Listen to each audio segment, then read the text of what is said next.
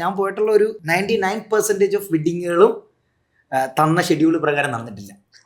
എന്റെ എക്സ്പീരിയൻസ് അങ്ങനെ നടന്നിട്ടില്ല. എനിക്ക് തോന്നുന്നത് കേരളത്തിലെ എല്ലാ ഫോട്ടോഗ്രാഫേഴ്സിനും വീഡിയോഗ്രാഫേഴ്സും ഈ സെയിം സാധനം അത് തന്നെ ആയിരിക്കും പറയുന്നത്. ഇപ്പം രാവിലെ 6 മണിക്ക് ബ്രൈഡ് ഒരുങ്ങി വരും എന്ന് പറഞ്ഞ് നമ്മൾ ചെല്ലുന്നു, നമുക്ക് കിട്ടുന്ന തന്നെ നമ്മൾ 1 മണിക്കൂർ 1.5 മണിക്കൂർ സോഫയിൽ ഇരുന്ന് ഉറങ്ങുക, വേറെ മാർഗ്ഗമില്ല. എന്ത് ചെയ്യാൻ പറ്റും? ബ്രൈഡ് വരുന്നില്ല, അതാ പ്രശ്നം. എന്നിട്ട് വന്നിട്ട് ഒരു 1/2 മണിക്കൂർ കഴിയുമ്പോൾ ബ്രൈഡ് പറയാ സമയമില്ല, പോണം, ധൃതി. അതിനു മുമ്പ് ഒരു 12 മണിക്കൂർ മുന്നേ തൊട്ടടുത്ത ദിവസം ബ്രൈഡ് പറഞ്ഞു, ചേട്ടാ എനിക്ക് അതെടുക്കണം, ചേട്ടാ എനിക്ക് ഇതെടുക്കണം, ചേട്ടാ എനിക്ക് മറ്റേ മലയുടെ മണ്ടയ്ക്ക് ചാടണം, ആ സാധനമൊക്കെ പറയും. സമയമാകുമ്പോഴത്തേക്ക് മലയില്ല തലയില്ല, എപ്പോഴേലും ഓടി കല്യാണം പോയാൽ.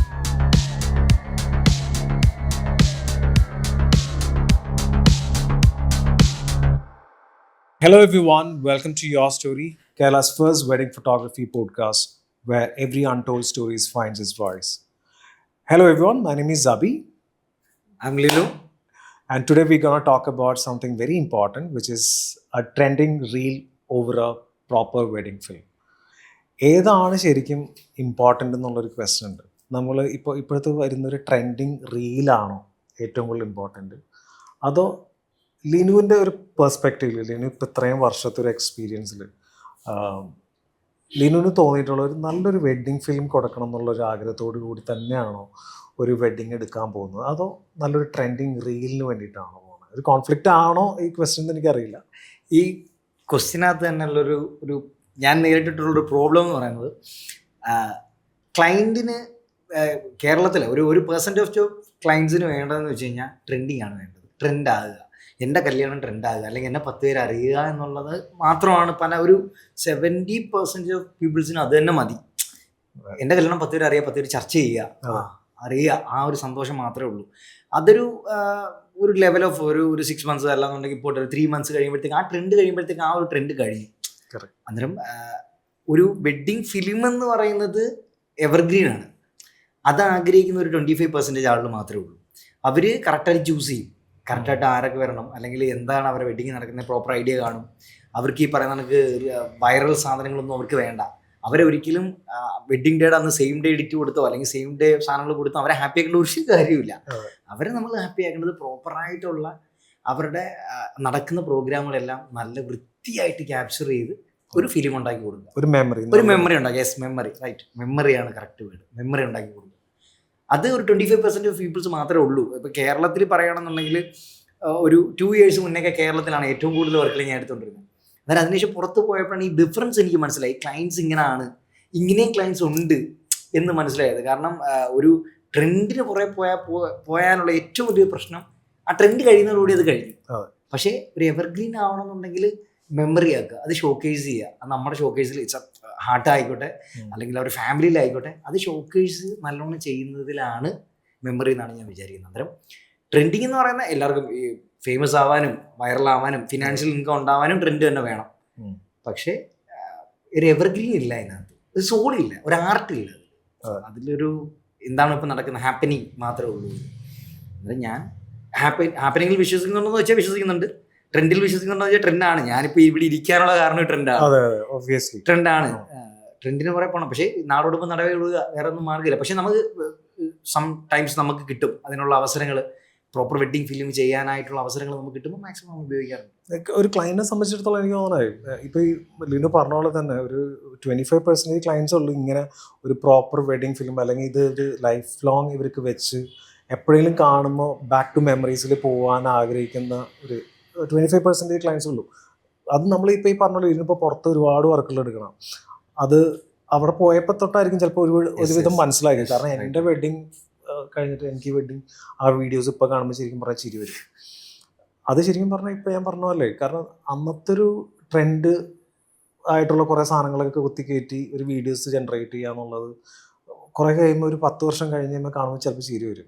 അപ്പോൾ ആ ട്രെൻഡ് അനുസരിച്ച് പോവാതിരിക്കുക, ആ നല്ലൊരു വെഡ്ഡിങ് ഫിലിം, അതിന് എനിക്ക് തോന്നുന്നു പ്രോപ്പർ ഒരു കൺസൾട്ടേഷനൊക്കെ. അങ്ങനെ ഇപ്പോൾ ലിനുവിൻ്റെ ഒരു എക്സ്പീരിയൻസിൽ ഇപ്പോൾ 25% ഓഫ് പീപ്പിൾ എന്ന് പറഞ്ഞത് അവരായിട്ടൊരു കോൺവെർസേഷൻ അല്ലെങ്കിൽ ഒരു കൺസൾട്ടേഷൻസ് വെക്കാറുണ്ടോ ലിനു? എനിക്ക് ചോദിച്ച് മനസ്സിലായി. ഇപ്പോൾ ഏതെങ്കിലും ഒരു വെഡ്ഡിങ് കമ്പനീസ് ഹയർ ചെയ്യുകയാണെങ്കിലും എനിക്ക് തോന്നുന്നു, എനിക്ക് മിക്ക വെഡ്ഡിങ് കമ്പനീസും അവരുടെ വീഡിയോഗ്രാഫേഴ്സും ഒരു ക്ലയൻറ്റുമായിട്ട് ഒരു ഇൻട്രാക്ഷൻസ് കമ്മ്യൂണിക്കേറ്റ് ചെയ്യാൻ പറ്റാറുണ്ടോ എന്ന് എനിക്കറിയില്ല. പക്ഷെ അങ്ങനെ കമ്മ്യൂണിക്കേറ്റ് ചെയ്യാൻ പറ്റുകയാണെങ്കിൽ കുറച്ചും കൂടി ബെറ്റർ അല്ലേ? അത് നല്ലൊരു ആശയമാണ് കമ്മ്യൂണിക്കേറ്റ് ചെയ്യാന്നുള്ളത്. പക്ഷെ പല നല്ല വെഡ്ഡിങ് കമ്പനികളും പ്രീ പ്ലാൻ ചെയ്തിട്ട് ഒരു പ്രോജക്റ്റ് ഉണ്ടാക്കിയിട്ട് ക്ലയൻറ്റ് സബ്മിറ്റ് ചെയ്യാറുണ്ട്. ക്ലയൻറ്റ് അവരുടെ ഐഡിയ പറഞ്ഞിട്ട് അത് മോഡിഫൈ ചെയ്ത് അങ്ങനെയാണ് വലിയ വെഡ്ഡിങ് കമ്പനികളും നല്ല വലിയ പ്രൊജക്റ്റുകളൊക്കെ നടക്കുന്നത്. ഇപ്പോൾ ഒരു 3 days അല്ലെങ്കിൽ 4 days ആയിരിക്കും വെഡ്ഡിങ് പ്രൊജക്റ്റ് നടക്കുക. അന്നേരം ആ ക്രൂ 4 days കണ്ടിന്യൂ അവരുടെ കൂടെ കാണും. അവരുടെ സിങ്ക് ഉണ്ടാവും. ഓൾറെഡി പ്രൊഫൈൽ കാണും അവരുടെ, മീൻസ് വരുന്ന എല്ലാ സിനിമോഗ്രാഫേഴ്സിൻ്റെയും ഫോട്ടോഗ്രാഫേഴ്സിൻ്റെയും പ്രൊഫൈൽ അവരുടെ കാണും. അതിൻ്റെ ഏറ്റവും വലിയ ബെനിഫിറ്റ് എന്ന് പറയുന്നത് ക്ലയൻറ്റ് നമ്മളോടൊരു അറ്റാച്ച്മെന്റ് ഉണ്ടാവും.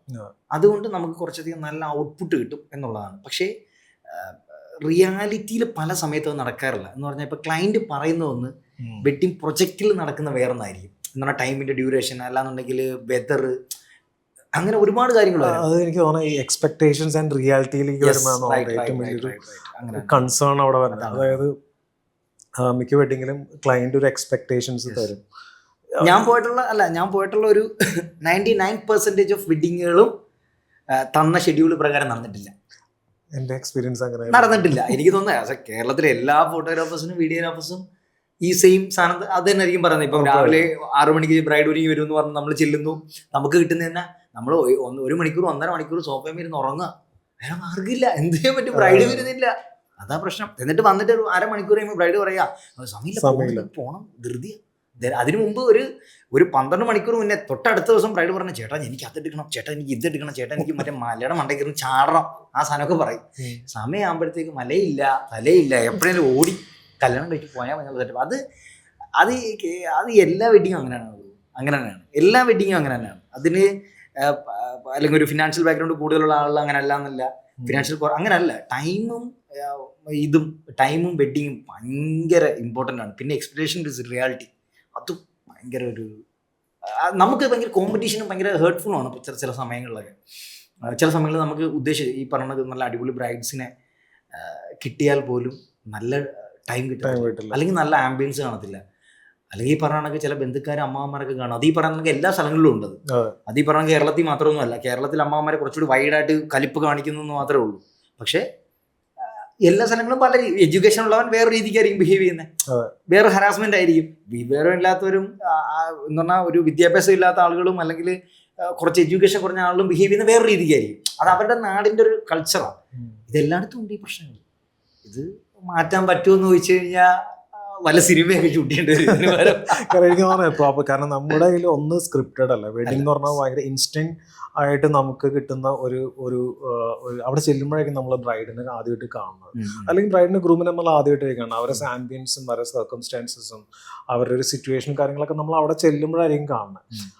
ആ ഒരു ലിമിറ്റഡ് സ്പേസ് വെച്ചിട്ട് എനിക്ക് തോന്നുന്ന ആദ്യത്തെ നമ്മുടെ പോഡ്കാസ്റ്റിൽ ജീസ് പറഞ്ഞ പോലെ നമ്മുടെ സിനിമാറ്റോഗ്രാഫേഴ്സ് അല്ല വീഡിയോഗ്രാഫേഴ്സ് വളരെ ലിമിറ്റഡ് സ്പേസ് ലിമിറ്റഡ് ടൈം വെച്ചിട്ട് ഒരുപാട് വണ്ടർഫുൾ ക്രിയേഷൻസ് ചെയ്യാറുണ്ട്. അത് എനിക്ക് തോന്നുന്നു കേരളത്തിലുള്ള വീഡിയോഗ്രാഫേഴ്സും അല്ലെങ്കിൽ ഫോട്ടോഗ്രാഫേഴ്സും തന്നെയാണ് അതിനകത്ത് ഏറ്റവും ഹൈയിൽ നിൽക്കുന്നത്. അതെ, അല്ലെങ്കിൽ ഇത്രയധികം വീഡിയോഗ്രാഫേഴ്സും ഫോട്ടോഗ്രാഫേഴ്സ് കേരളത്തിൽ നിന്ന് പുറത്തുപോയി വർക്ക് ചെയ്യേണ്ട ആവശ്യമില്ല. They definitely have some kind of talent ഉണ്ടോണ്ട് മാത്രമാണ് അവർ ഇവിടുന്ന് കേരളത്തിൽ നിന്ന് പുറത്തേക്ക് ഒരുപാട് വർക്കുകൾ ചെയ്യണം. ഇപ്പൊ ലിനു ആണെങ്കിലും ഇഷ്ടം പോലെ ഒരുപാട് വെഡിങ്സ് ചെയ്തിട്ടുണ്ട്. അപ്പൊ ഈ നമ്മൾ അവിടെ ചെല്ലുമ്പോഴാണ് ഒരു സിറ്റുവേഷൻ കാണുന്നത്. ആ ഒരു ലിമിറ്റഡ് ടൈം വെച്ചിട്ട് എനിക്ക് എസ്പെഷ്യലി വീഡിയോഗ്രാഫേഴ്സിന്റെ കേസിലേക്ക് വരുമ്പോൾ എനിക്ക് തോന്നിയിട്ടുള്ള കാര്യം, നമ്മൾ റിപ്പീറ്റഡ് ആയിട്ട് കുറെ കാര്യങ്ങൾ ക്ലയന്റിനെ കൊണ്ട് ചെയ്യിപ്പിക്കേണ്ടി വരും. കാരണം മേ ബി ഒരു ഫോട്ടോഗ്രാഫറിന് അതിൻ്റെതായ റെസ്പോൺസിബിലിറ്റീസും കാര്യങ്ങളും എല്ലാം ഉണ്ട്. എന്നാൽ പോലും വീഡിയോഗ്രാഫേഴ്സിന് കുറച്ചും കൂടി എനിക്ക് തോന്നുന്നു ടൈം കിട്ടാതെ വരിക, മാക്സിമം ഔട്ട്പുട്ട് കൊടുക്കാൻ പറ്റാത്ത തന്നെ ടൈം ഒരു വലിയ കൺസേൺ ആണ്. ഒരു ലിമിറ്റഡ് ഇത് വെച്ചിട്ട് എന്തെങ്കിലും ചെയ്തിട്ടുള്ള ഒരു നല്ല കുറേ വീഡിയോസ് എനിക്ക് തോന്നുന്നു റീൽസിൽ ഓൾറെഡി ഇട്ടിട്ടുണ്ട്. ലിമിറ്റഡ് ടൈം വെച്ചിട്ട് തന്നെ റീല് ഒരു ചെയ്തതെന്നും പറഞ്ഞാൽ ഇതിനെല്ലാം ശരിക്കും 100% കൊടുക്കാൻ പറ്റിയിട്ടുണ്ടോ? ശരിക്കും ഇല്ല, 100% കൊടുക്കാൻ പറ്റത്തില്ല. 100% കൊടുക്കാൻ പറ്റുന്നത് എനിക്ക് തോന്നുന്നു വല്ല സൂപ്പർമാൻ വല്ലതും ആണോ, അല്ലാതെ പരിപാടി നടക്കത്തില്ല. അല്ലെങ്കിൽ ഈ പറഞ്ഞ 10 ക്യാമറ തലയ്ക്ക് ചുറ്റും വെച്ച് നടക്കണം നമ്മൾ എല്ലാ മൂവിൻ്റെ ക്യാപ്ചർ നടക്കത്തില്ല. അത് ഒരിക്കലും പോസിബിൾ അല്ല.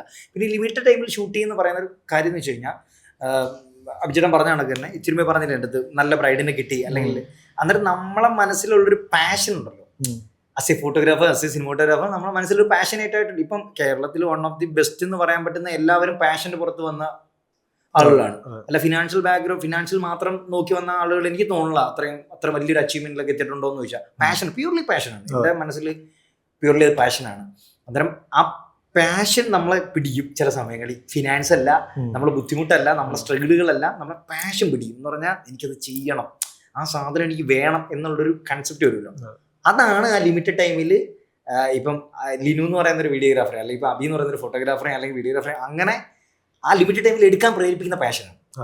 പ്യൂർലി പാഷനാണ്. അതിനകത്ത് ഒരു മാറ്റമില്ല, പാഷൻ തന്നെയാണ്. എന്ന് പറഞ്ഞാൽ നമ്മൾ കരഞ്ഞ് കാല് പിടിച്ച് ചിലപ്പോൾ 1 മിനിറ്റ് തരുമോ എന്ന് ചോദിച്ചിട്ട്, കാരണം എന്നെ സംബന്ധിച്ച് എനിക്ക് അവരെ 1 മിനിറ്റ് പഠിക്കേണ്ട കാര്യമില്ല. കാരണം എൻ്റെ വൈഫിൻ്റെ ഫോട്ടോ വീട്ടിൽ നല്ലോണം ഫ്രെയിം ചെയ്ത് വെച്ചിട്ടുണ്ട് ഞാൻ. എനിക്ക് അവരുടെ ഫോട്ടോയുടെ ആവശ്യമില്ല. പക്ഷേ അവർക്ക് കൊടുക്കാൻ പറ്റുന്ന നല്ല ഏറ്റവും നല്ല മെമ്മറി ആയിരിക്കണം എന്ന് ഓർത്തിട്ട് ഓരോ ഫോട്ടോഗ്രാഫേഴ്സും വീഡിയോഗ്രാഫേഴ്സും അവിടെ ചെല്ലണം. എനിക്ക് വേറൊരു ക്വസ്റ്റ്യൻ കൂടി ചോദിക്കാനുള്ളത്, എനിക്ക് തോന്നിയൊരു തോട്ടാണ് ഇത്. സംതിങ് എപ്പോഴും ഈ കുറച്ച് കാലങ്ങളായിട്ട് തോന്നിയിട്ടുള്ളൊരു തോട്ടാണ്.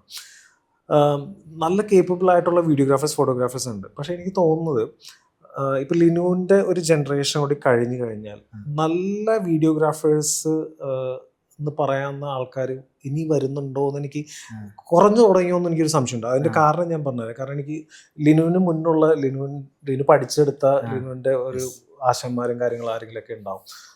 അത് കഴിഞ്ഞിട്ട് ലിനുവിൻ്റെ ഒരു ജനറേഷൻ വന്നു. ഇപ്പോൾ വെഡിങ് വീഡിയോഗ്രാഫേഴ്സിൻ്റെ നല്ല വീഡിയോഗ്രാഫേഴ്സ് അത് ഉണ്ട്. ഇനി അങ്ങോട്ട് നല്ല വീഡിയോഗ്രാഫേഴ്സ് ഉണ്ടോ? കാരണം എനിക്ക് പലപ്പോഴും ചില വീഡിയോഗ്രാഫേഴ്സ് ഫോട്ടോഗ്രാഫർ ആയിട്ടുള്ളവരെ കണ്ടിട്ടുണ്ട്. ഞാൻ പലപ്പോഴും ചോദിച്ചപ്പോൾ ഉള്ള കാര്യങ്ങൾ എന്താണെന്ന് വെച്ച് കഴിഞ്ഞാൽ വീഡിയോഗ്രാഫി ഭയങ്കര പാടാണ്.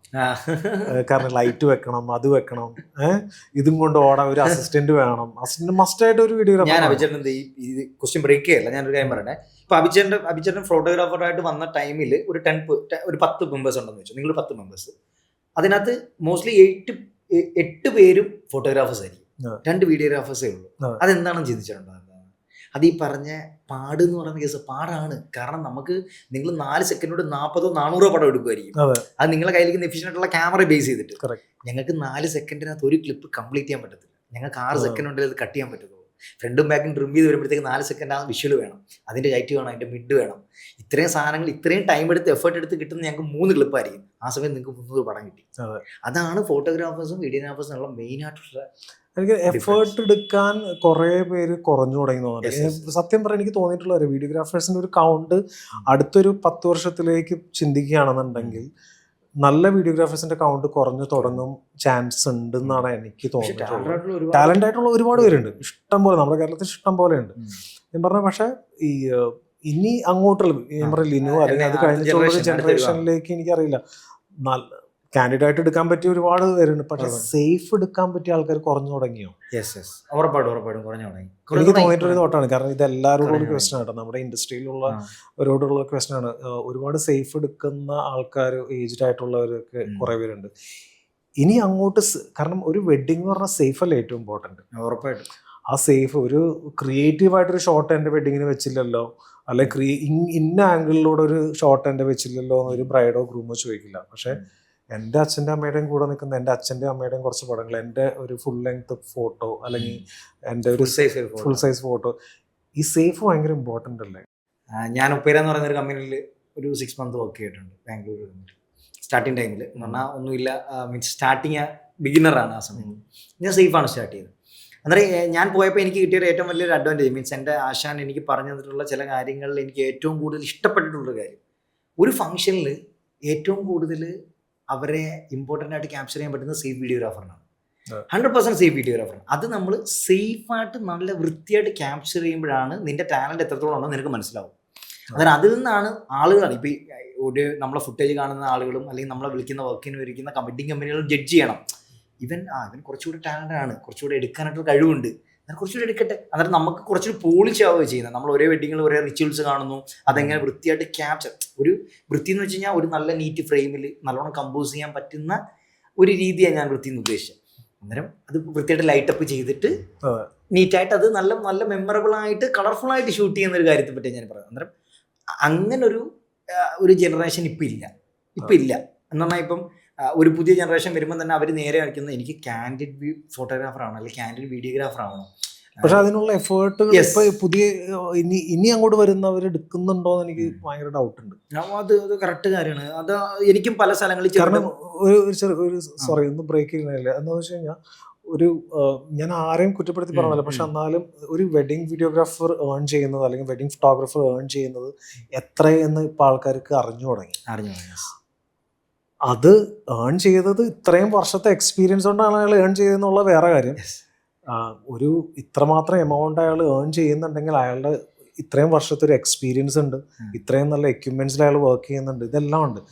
പക്ഷെ ഒരു പുതിയ ഒരാൾ വരുമ്പോൾ പെട്ടെന്ന് ആ ഒരു എമൗണ്ടിലേക്ക് ചിന്തിച്ചിട്ട് ആരാണ് കുറെ പിള്ളേർ വരുന്നുണ്ട്, അതും അതിനകത്തൊരു ഫാക്ടറാണ്. ഉറപ്പായിട്ടും അത് കറക്റ്റാണ്. അവരോട് പറയാനുള്ള എന്തെങ്കിലും പറയണമെന്ന് അവരോട് പറയാനുള്ളത് വെച്ച് കഴിഞ്ഞാൽ ഒരിക്കലും ഞാൻ ആദ്യം പറഞ്ഞു, ഞാൻ പാഷനെ പറ്റിയിട്ടൊരു കാര്യം പറഞ്ഞില്ലേ, നമ്മുടെ മനസ്സിലൊരു പാഷൻ ഉണ്ടെന്നുണ്ടെങ്കിൽ പൈസ നമ്മൾ തേടി വരും. നമ്മൾ പൈസ തേടി പോകേണ്ട കാര്യമില്ല. പിന്നെ ഒരാൾ ഏൺ ചെയ്യുന്നത് ഈ പറഞ്ഞ ഒരു 10 years അല്ലെങ്കിൽ ഒരു 5 years അവൻ്റെ കഷ്ടപ്പാടിൻ്റെ പ്രതിഫലമായിരിക്കും അവൻ ഇപ്പം മേടിക്കുന്നൊരു എമൗണ്ട്.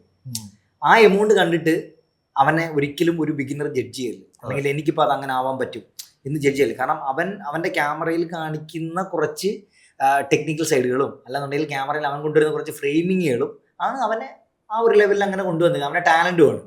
അന്നേരം ബിഗിനറായിട്ടുള്ള ഒരാൾക്ക് ഒരിക്കലും അങ്ങനെ ചെയ്യാൻ പറ്റത്തില്ല, കാരണം അവൻ്റെ എക്സ്പീരിയൻസ് വളരെ വലുതാണ്. Especially when it comes to the wedding എന്ന് പറയുന്നത് സത്യം പറഞ്ഞു കഴിഞ്ഞാൽ എന്നാ പറയണ്ടേ, ഒരു മരണക്കിണർന്ന് പറയാൻ കറക്റ്റ്. 6 മണിക്കൂർ ഓടേണ്ട മരണക്കിണർ. സത്യമല്ലേ? ഒന്ന് ആലോചിക്കേ, 6 മണിക്കൂർ തലചുറ്റുന്ന പരിപാടികളല്ലേ കേരളത്തിൽ നടക്കുന്നത്. എന്തൊക്കെയാണ് നടക്കുന്നത്? രാവിലെ ബ്രൈഡ് വീട്ടിൽ നിന്ന് മേക്കപ്പ് പാർലർ നടക്കുന്നു, വീട്ടിൽ പോകുന്നു, ദക്ഷിണ കൊടുക്കുന്നു, വീട്ടിൽ നിന്ന് ഇറങ്ങുന്നു, ഓടിച്ചോർത്തി വരുന്നു, ഓടിച്ചോർത്തി 2, 3, 4 സാരിയൊക്കെ.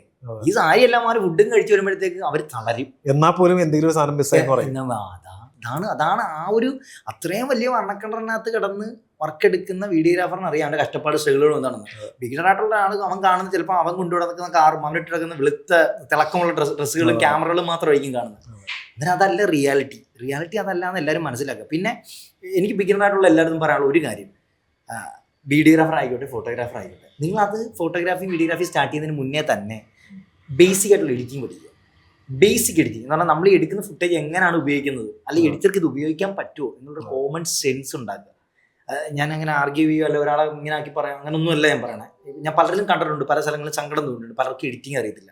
അത് ബേസിക് പഠിക്കുക. ബേസിക് പഠിച്ചു കഴിഞ്ഞാൽ നമ്മൾ എടുക്കുന്ന വിഷ്വൽസ് എത്രത്തോളം നമുക്കൊരു എഡിറ്റർക്ക് ഉപയോഗിക്കാം, അല്ലെങ്കിൽ എഡിറ്റർക്ക് പണി കുറഞ്ഞിട്ട് എത്രത്തോളം ഇത് നമ്മൾ റെക്കോർഡ് ചെയ്തിട്ട് കൊടുത്ത് കളഞ്ഞിട്ട് പോകുന്ന പരിപാടികൾ, അതൊക്കെയാണ് ഇപ്പോഴത്തെ ഒരു എനിക്ക് തോന്നിയിട്ടുള്ള ജനറേഷൻ്റെ ഒരു ബുദ്ധിമുട്ട്. പക്ഷേ എനിക്ക് പുറമായിട്ടുള്ള ഒരുപാട് പേരെ കണ്ടിട്ടുള്ള ഒരുപാട് നല്ല നല്ല വീഡിയോഗ്രാഫേഴ്സ് എനിക്ക് മുന്നേ പോയ ഒരുപാട് പേരെ കണ്ടിട്ടുണ്ട്, എൻ്റെ ആശാന്മാർ. അന്നേരം ഇവർക്കെല്ലാം എഡിറ്റിംഗ് അറിയാം, ഇവർക്കെല്ലാം ബേസിക് എഡിറ്റിംഗ് അറിയാം. എന്താണ് ഇവൻ എടുത്തു വെച്ചിരിക്കുന്ന സാധനം എവിടെയാണ് ഉപയോഗിക്കേണ്ടതെന്നുള്ള സാധനം ബോധമുണ്ട്. അന്നേരം അതെല്ലാവർക്കും വേണം. അതുണ്ടെന്നുണ്ടെങ്കിൽ എനിക്ക് തോന്നുന്നു ഒരുവിധം ഒരു 55% എങ്കിലും പ്രശ്നങ്ങൾ തീരും. പിന്നെ ഈ 45 എന്ന് പറയുന്ന ഇപ്പോഴത്തെ ജനറേഷൻ്റെ പ്രശ്നങ്ങളായിരിക്കും. ഈ പറഞ്ഞ കറക്റ്റുള്ള ട്രെയിനിങ് കിട്ടത്തില്ല. ഇപ്പോൾ 6 മാസം ക്യാമറയുടെ കൂടെ ഒരാൾ നടന്നു പറഞ്ഞാൽ അടുത്ത ദിവസം ക്യാമറമാൻ ആവുക. ഞാനൊക്കെ 4 വർഷം നടന്നു. എന്നാൽ 4 വർഷം നടന്ന് ഇപ്പം ചില ആൾ ചിന്തിക്കുക എനിക്ക് 6 മാസം മതി അത് പഠിക്കാൻ. പക്ഷെ അങ്ങനല്ല. നമ്മൾ ഈ വെഡിങ് എന്ന് പറയുന്നതിൽ കുറച്ച് കാര്യങ്ങളുണ്ട്. അൾട്ടിമേറ്റ്ലി എല്ലാവരുടെയും ഒരു ഇനിഷ്യൽ എനിക്ക് തോന്നുന്ന ഒരു പഴയ ഇപ്പം ഞാൻ പറഞ്ഞില്ല എൻ്റെ ഒരു ആശാൻ ആ ഒരു ജനറേഷൻ വരെ എനിക്ക് തോന്നുന്ന വെഡിങ് ഒരു പാഷനായിട്ട് വന്നതോ അല്ലെങ്കിൽ വെഡിങ് കണ്ട് പഠിച്ച് വന്ന് കുറേ ആൾക്കാരുണ്ട്. അത് കഴിഞ്ഞിട്ട് വന്നിട്ടുള്ള ഒരു ജനറേഷൻ എനിക്ക് തോന്നുന്നത് സിനിമയിൽ എത്താൻ ആഗ്രഹിച്ചിട്ടുള്ള കുറേ പേരാണ്. ആസ് എ സിനിമാറ്റോഗ്രാഫർ എന്നുള്ളൊരു കോൺസെപ്റ്റിലേക്ക് വരാൻ ആഗ്രഹിച്ചവരാണ് പലരും വെഡിങ്ങിലേക്ക് വന്നേക്കുന്നത്. എനിക്ക് തോന്നുന്നില്ല വെഡിങ് വളരെ പാഷനോട് ഇഷ്ടപ്പെട്ട് വന്നവർ വളരെ ചുരുക്കമാണ്. സിനിമ ഇഷ്ടപ്പെട്ട് വന്നവരാണ് കൂടുതലും വെഡിങ്ങിനുള്ളത്. അപ്പൊ ഇതൊരു കോൺഫ്ലിക്റ്റ് തന്നെയാണ് ഒന്നാമത്തെ കാര്യം. ഇത് ആരും ജഡ്ജ് ചെയ്യണ ഒരു കാര്യമില്ല കേട്ടോ. സിനിമാറ്റോഗ്രാഫർ എന്നുള്ളൊരു ടാഗ് ലൈൻ, സത്യം വീഡിയോഗ്രാഫർ എന്നുള്ള ടാഗ് ലൈൻ, ഇത് വലിയൊരു കോൺഫ്ലിക്റ്റ് ആണ് ഓൾറെഡി. യൂട്യൂബ് തുറന്നു നോക്കിയാലേ ഇതിന്റെ ഒരു ഇൻസൈറ്റ് ഉണ്ട്. അപ്പോൾ ഇത് പലവരുടെ ഇതിനകത്തും കാണാം. സിനിമാറ്റോഗ്രാഫർ എന്നുള്ള ടാഗ് ലൈനും അല്ലെങ്കിൽ വീഡിയോഗ്രാഫർ എന്നുള്ള വെഡിങ് ഫിലിം മേക്കർ എന്നുള്ളൊരു ടാഗ് ലൈൻ ഇപ്പൊ വന്നു തുടങ്ങിയിട്ടുണ്ട്. അത് എനിക്ക് തോന്നുന്നത് വെഡിങ് ഫിൽമേഴ്സ് ആണ് അവർ അതിന്റെ ഒരു ഇത് കൊണ്ടുവന്നതെന്ന് എനിക്ക് തോന്നുന്നു. ഇതിനെ കുറിച്ച് എന്തെങ്കിലും പറയാനുണ്ടോ? ഇതിനെക്കുറിച്ച് പറയാനുണ്ട്. കാരണം ഈ വിഷയം പ്ലേ ചെയ്ത് വന്നു കഴിഞ്ഞാൽ തന്നെ എന്റെ അടിയിൽ ഇഷ്ടംപോലെ കമന്റ് ഇല്ല. അത് നോക്കേണ്ട കാര്യമില്ല. കാരണം കമന്റ് വരുമെന്നുണ്ടെങ്കിൽ എൻ്റെ ഒരു അഭിപ്രായത്തിൽ ചേട്ടാ മാങ്ങയുള്ള മാവിലെ ആൾ കളർ ചെയ്തോളൂ. അതെ. ഇപ്പൊ ഇതിനടി കമന്റ് വരുന്നുണ്ടെങ്കിൽ അത് നടക്കുന്നുള്ള കാര്യമാണ്. ഇപ്പൊ ഈ വെഡിങ് ഫിലിമിയർ എന്ന് പറയുന്ന കേസ് ഇട്ട് ഞാൻ പറഞ്ഞില്ലേ, അവരുടെ ഓൺ ക്രൂ മാത്രമല്ല, അവരുടെ പോസ്റ്റ് പ്രൊഡക്ഷൻ ടീമും അത്രയ്ക്ക് സെറ്റ് ആയിരിക്കും. ഓൺ ടീം കാണും അവർക്ക്, പിന്നെ അവർക്ക് ഏകദേശം ഐഡിയ കാണും. പിന്നെ അതൊക്കെയാണ് ഒരു വെഡിങ് ഫിലിമിനെ ഏറ്റവും നല്ലതാക്കുന്നത്. ഈ പറഞ്ഞ കണക്ക് നല്ല ബോധമുള്ള, നല്ല വിവരമുള്ള, നല്ല ടെക്നിക്കൽ സൈഡ് അറിയാവുന്ന നല്ല വീഡിയോഗ്രാഫേഴ്സിന് എന്ന് പറഞ്ഞാൽ എല്ലാവരും ഈ പറഞ്ഞ കണക്ക് എല്ലാവർക്കും ബോധമില്ല അങ്ങനെയല്ല ഞാൻ പറഞ്ഞത്. എന്ന് പറഞ്ഞാൽ ചെയ്യുന്ന വർക്കിനെ പറ്റിയിട്ട് സാമാന്യ ബോധമുള്ള ആളുണ്ട്. ഞാൻ കണ്ടിട്ടുണ്ട് ക്യാമറ ഒരു വിരലുകൊണ്ട് നടുവിരലുകൊണ്ട് ക്യാമറ ഇങ്ങനെ റോൾ ചെയ്തിട്ട് ഫോണിൽ കളിക്കുന്ന വീഡിയോഗ്രാഫേഴ്സിനെ കണ്ടിട്ടുണ്ട്. ഞാൻ ഫോൺ ഉപയോഗിക്കാറുണ്ട്, ഞാൻ വർക്കിനിടയ്ക്ക് ഫോൺ ഉപയോഗിക്കാറുണ്ട്. എനിക്ക് അത്യാവശ്യം വരുന്ന കോൾ എടുക്കാറുണ്ട്, മെസ്സേജ് ചെയ്യാറുണ്ട്. പക്ഷേ ഞാനൊരു മൊമെന്റ് മിസ് ചെയ്തിട്ടൊരു സാധനം ഞാൻ എടുക്കാറില്ല, അങ്ങനെ ഞാൻ ചെയ്തില്ല. അന്നേരം അങ്ങനെ അലസമായിട്ട് നിന്നെടുക്കുന്ന ഒരു ജനറേഷൻ ഞാൻ കണ്ടിട്ടുണ്ട്, ഇപ്പം വരുന്നൊരു ജനറേഷൻ എന്താണ്. പക്ഷേ എനിക്ക് തോന്നുന്നു എനിക്ക് പിന്നെ ഉള്ള അതിന് മുന്നേ ഉള്ള ആളുകളൊന്നും ഒരിക്കലും ഞങ്ങളില്ല. കാരണം അവരൊക്കെ ക്യാമറയിൽ നിന്ന് കണ്ണെടുക്കാതെ നിന്ന് ഈ സാധനങ്ങൾ ഷൂട്ട് ചെയ്യുന്ന ആളാണ്. അന്നേരം അത്തരത്തിലുള്ള ആളുകൾ കുറയും തോറും ഈ പറയുന്ന നമുക്ക് വെഡിങ് ഫിലിമിലേക്കുള്ള ദൂരം ഭയങ്കര കൂടുതലാണ്. അല്ലെങ്കിൽ നമുക്ക് അത്രയ്ക്ക് ഓൺ സെറ്റ് ആയിട്ടുള്ളൊരു ക്രൂ വേണം. നമുക്ക് സ്വന്തമായിട്ടൊരു 10 പേര് നമുക്ക് ഓൺ ടീമിൽ ഇറങ്ങി വർക്ക് ചെയ്യാനായിട്ടുള്ള ഒരു സെറ്റപ്പ് വേണം. അതിപ്പോൾ എനിക്ക് തോന്നുന്നു ഇന്ത്യയിൽ അങ്ങനെ ഉണ്ടോ എന്ന് ചോദിച്ചാൽ ഉണ്ട്. പക്ഷേ എന്നാലും വളരെ ചുരുക്കം ടീമുകൾക്ക് മാത്രമേ ഉള്ളൂ. അവർ ഈ പറയുന്നത് പ്രീമിയം ലെവൽ വർക്ക് ചെയ്യുന്ന ടീമുകൾ മാത്രമേ ഉള്ളൂ. അതെനിക്ക് തോന്നുന്നു പ്രോപ്പർ ഒരു ഡയറക്ഷൻസ് ഡയറക്ഷൻ സൈഡ് വേണം.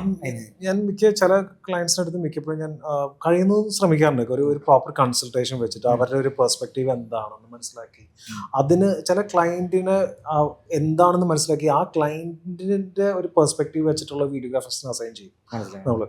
അല്ലാതെ നമ്മൾ ഈ ക്ലയന്റ് ഇങ്ങനെയാണ്, അതിന് പറ്റിയൊരു വീഡിയോഗ്രാഫർ ഏതാണെന്ന് നമ്മൾ നമ്മുടെ ലിസ്റ്റ് നോക്കിയിട്ട് അങ്ങനെ ഞാൻ അസൈൻ ചെയ്ത് കൊടുക്കാറുണ്ട്.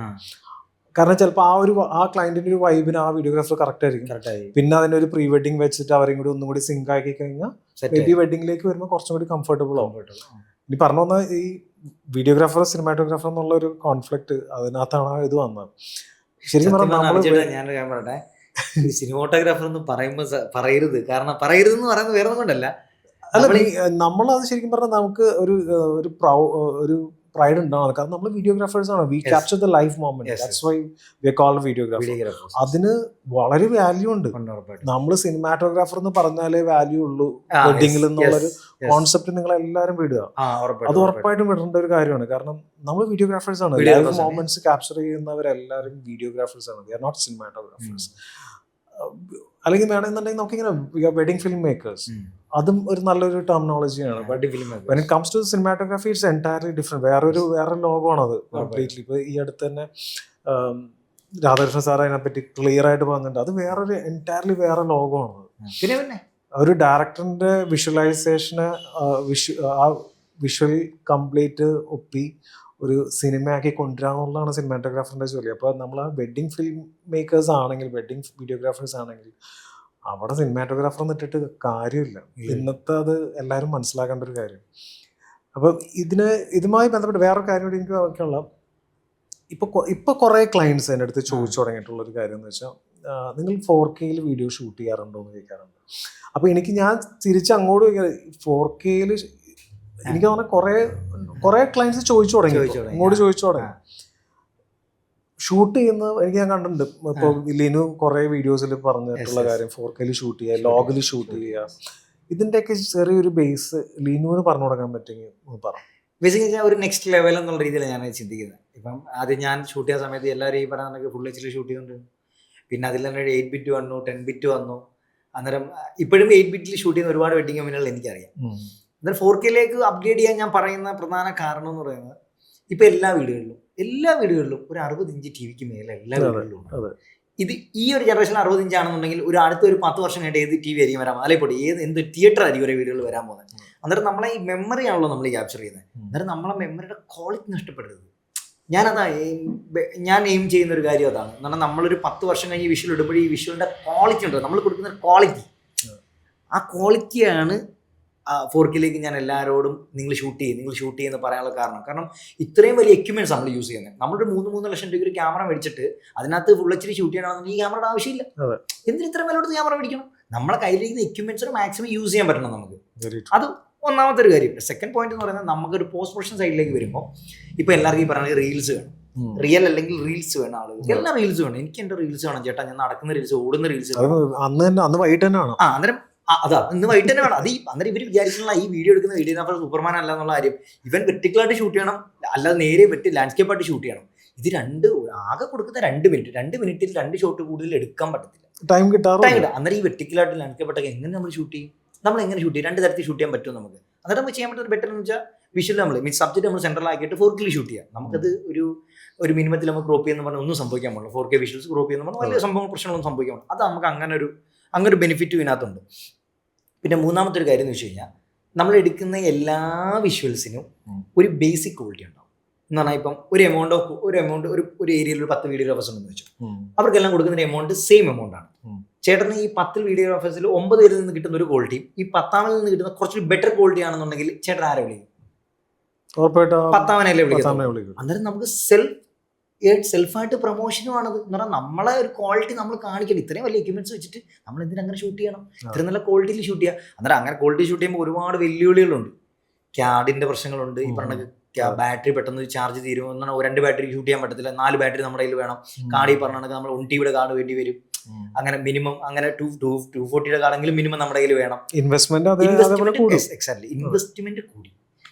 കൂടി, അത് ഒന്നാമത്തെ പ്രശ്നം. പിന്നെ ലോഗിന്റെ കാര്യം പറയുകയാണെന്നുണ്ടെങ്കിൽ ലോഗിൽ നമുക്ക് കുറച്ചുകൂടി ഈ ക്വാളിറ്റി തന്നെ അതിനകത്തൊന്നും പറയാനില്ല. നമ്മൾ കുറച്ചുകൂടി കുറച്ചുകൂടി ക്വാളിറ്റിയിൽ, നല്ല ക്ലാരിറ്റിയിൽ, നല്ല കളർഫുൾ ആയിട്ട് നമ്മളെ വിഷ്വൽസ്. ചേട്ടനെ ഇപ്പം പറയണ്ട ഒരു ബ്ലാക്ക് ആൻഡ് വൈറ്റ് ഫോട്ടോ, ചേട്ടൻ എത്ര ഫോട്ടോ ബ്ലാക്ക് ആൻഡ് വൈറ്റ് ചേട്ടൻ എടുത്തിട്ടുണ്ടായിരിക്കും?